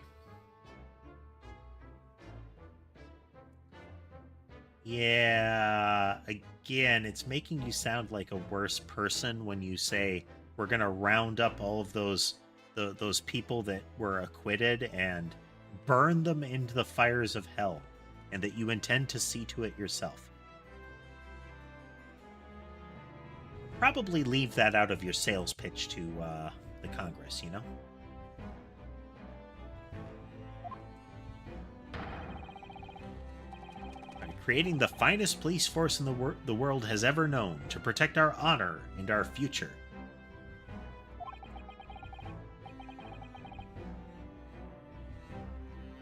Look at those eyes. He means every word. Dr. Scythe is an excellent, extremely reliable coroner. When I officially establish the forensic division at Scotland Yard, she will run it as my right-hand woman. Now then, speaking of the symposium, Miss Mikotoba. Oh, yes, my lord. Your father should be on the high seas as we speak, making his way here to represent the Empire of Japan. That's right. I understand he will arrive at the beginning of the month. Are you acquainted, Lord Strongheart? With Professor Mikotoba, I mean. It was many years ago now, but yes, I remember Dr. Mikotoba very well.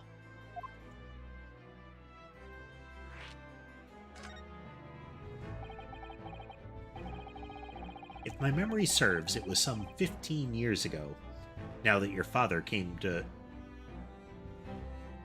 15 years ago now that your father came to Britain as a visiting student. It was the year I was born, so yes, 16 years ago, in fact. Mikotoba was a young practitioner of forensic science, and Jigoku accompanied him as a young, promising judge. The punctiliousness and politeness of the Japanese at the time impressed us greatly.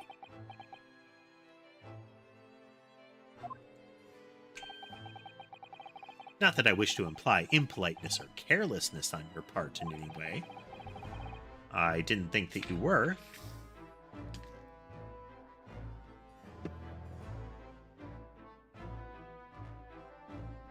Beverage.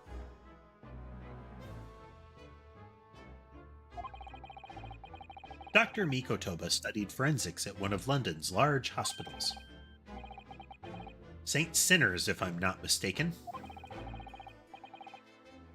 Dr. Scythe was also there then, as it happens. Then Dr. Scythe knows my father, does he? She. She was a young medical assistant at the time, so I doubt their paths crossed regularly. But I've no doubt they knew each other superficially. After all, Dr. Mikotoba was here studying his subject for some 6 years in total. 6 years? That's a long time to be studying abroad, isn't it? I mean, when it takes, like, a third of a year to get there in one direction, you tend to stay there as long as you need to get what you came for. You don't just, pop halfway around the world to pick up some bread. I lived with my grandmother in those years. So he left his newly born daughter behind and went overseas for 6 whole years. Oh man. Now that that baby's been popped out, the thing is insufferable. I gotta get out of here. When's the first boat to the other side of the planet? I'll be back when she's grown out of this baby thing.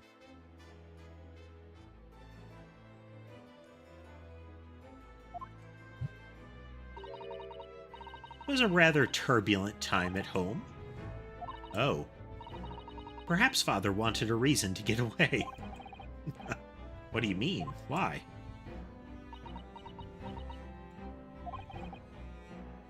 Well, clearly something was going on at the time.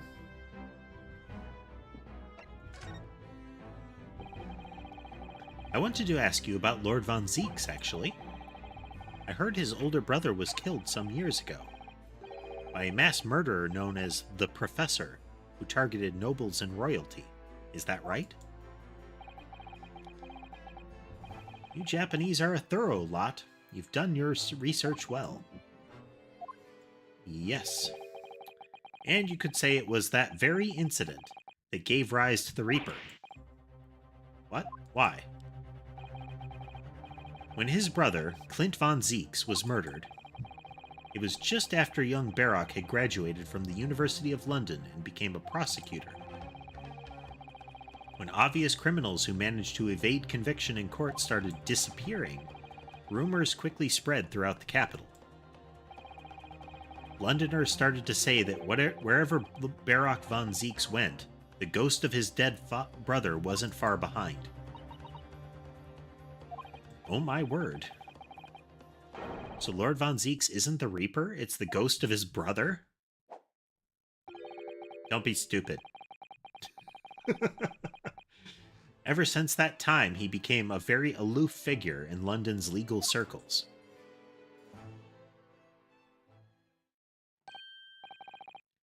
Oh yes, Lord Strongheart. Go ahead. It's about Professor Harebrain's experimental machine. We'd like your permission to examine the remains, if possible. Are you well versed in science, then? Not in the slightest. In fact, you could say I was barely aware of the subject at all until recently.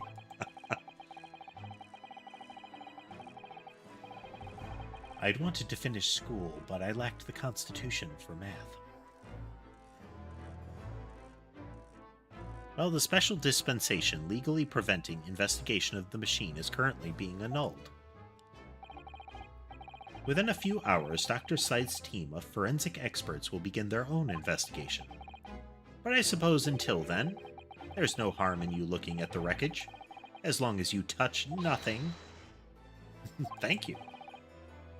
Being able to look at it is better than nothing. I'll be able to see it too. Your time is up. You'll have to excuse me now, I'm afraid. My next engagement calls. We're extremely sorry to have troubled you when you're so busy, my lord. I have important matters to attend to in preparation for the symposium, you understand.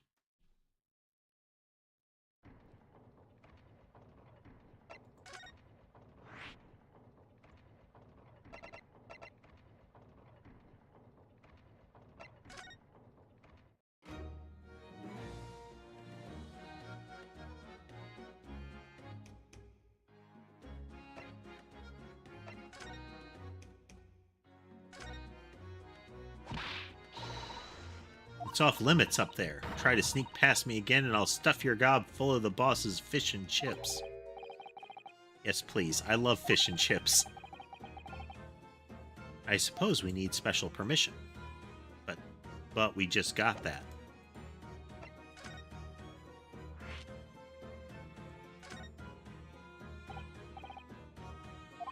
Gina, we were actually hoping that we could investigate the scene again.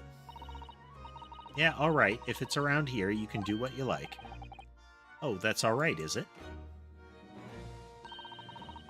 I'm gonna be playing with my new friend here. Woof. The machine that exploded must be at the top of those stairs, I presume? I haven't actually seen it yet. This is the same way it was playing out earlier. Sorry, you can't go up there, Suze. Oh?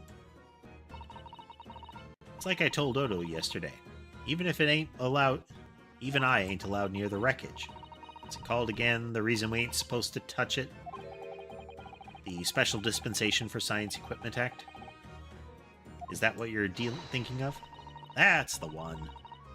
That's why only them lot are allowed to investigate it. What are they called again? The Friend 6 something? Forensic Investigation Team? That's the one, yeah. But isn't it the case that the special dispensation has been lifted? I think so. I don't really get it, to be truthful with you. You're still supposed to get permission from some bigwig or other, as far as I know. Name again, Lord Strange something? I'm not sure that's quite right, Gina. I think you mean Lord Strongheart, perhaps?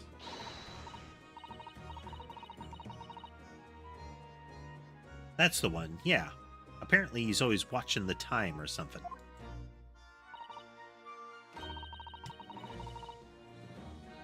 Actually, we've recently been to see Lord Strongheart. Okay, here's the divergent point. Eh? You what? You've met him? Last time the boss was called to go see him, he waited for 3 hours at the Cove's office and came back sniveling. Tragic. Well, Lord Strongheart has given us permission to examine the scene as long as we don't touch anything.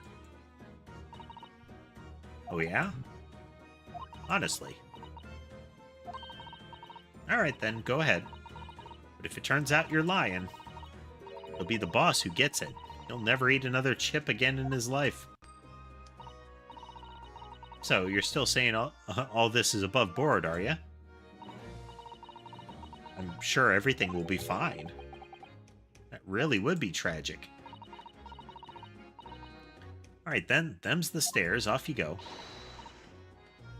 Thank you, Gina.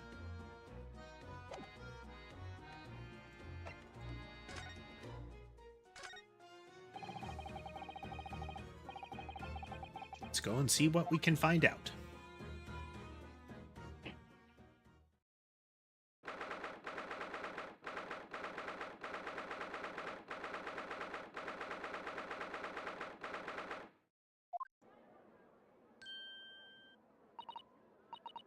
Oh my, this is the machine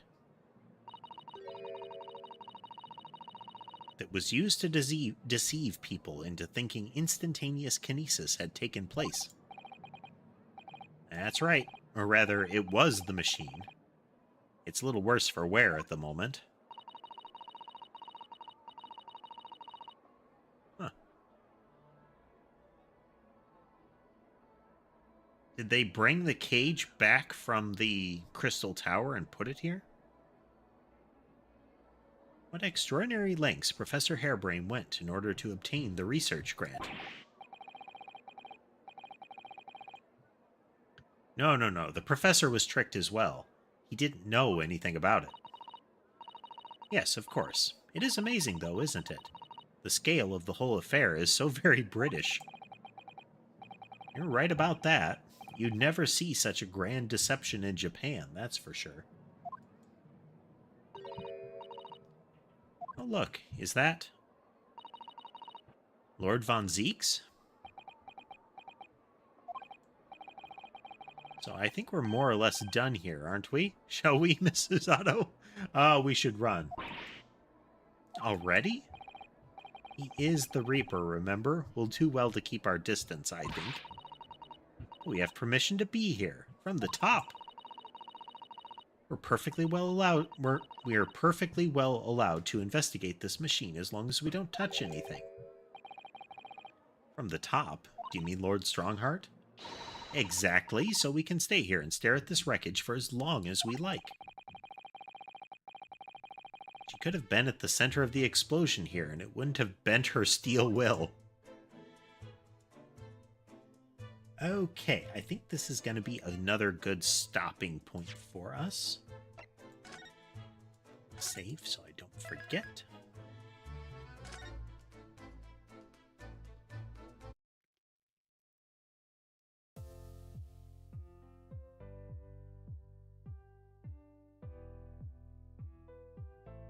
Oh. Still a bit tired. But a good run. This has all the good hallmarks of a good Ace Attorney trial. The actual way it's playing out is getting increasingly twisty. Like we've either got a Wrath of God scenario like the Falling Knife one, or you want a multi-part, like lots of spinning gears sort of convoluted one, like we're seeing now, or that we saw in the gas pipe one.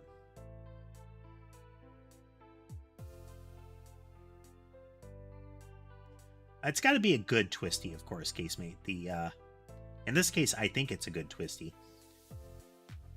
It needs to be convoluted, but you need to be able to line up the threads, you know? The idea of it being really convenient and really well executed, like the fact that it'd have to be perfectly executed is okay. But it's when the only reason this worked is dumb luck is less interesting. When it's a convoluted one. When it's not a convoluted one, stupid bad luck can still be fun. Whether that stupid bad luck is that's how you're innocent, because the killer made a terrible mistake by chance, or the side of it, like the knife ricocheting off the window, was terrible bad luck for the victim, because not only did they have to stand at just the right spot under the window to get hit, the knife had to fly at pretty much the perfect trajectory down in order to hit them when they were bending over to pick up the book.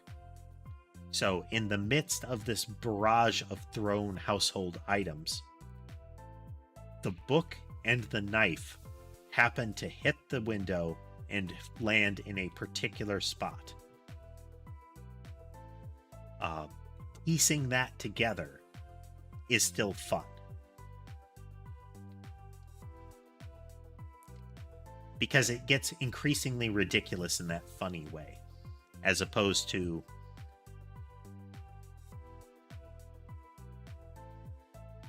it's contrived, you know? It's in the same way as the plot can be convoluted, but all of the pieces have to mesh. All of the gears have to connect properly. If they don't, then it just feels like a hand wave. Like, oh yeah, it totally went down like that. Trust us.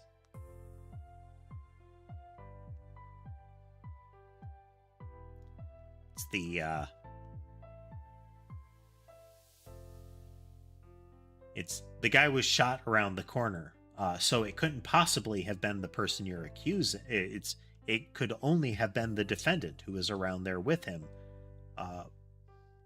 that could have done it.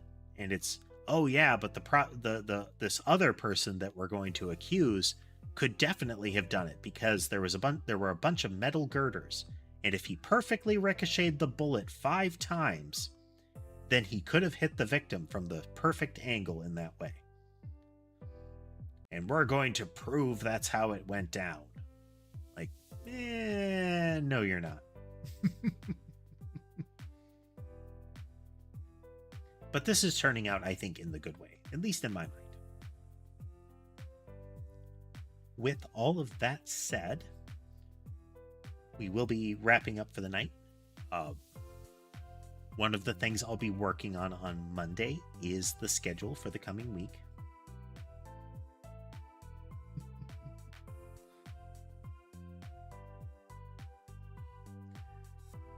And it's going to be a brief break from Great Ace Attorney. It'll be no more than the week in a row. But I do want to play some other stuff. And do some other stuff. So this will be an opportunity. I'm looking into possibilities for a non-gaming stream, kind of things that I could put through. So just like gaming. So in addition to games, if you have any suggestions for things that you wouldn't mind seeing or would like to see, pop on by the Discord. Link is still in the link tree found in the description. And swing on by the suggestions forum and let me know. So with all that said, I will see you folks again on Tuesday. Have a good night.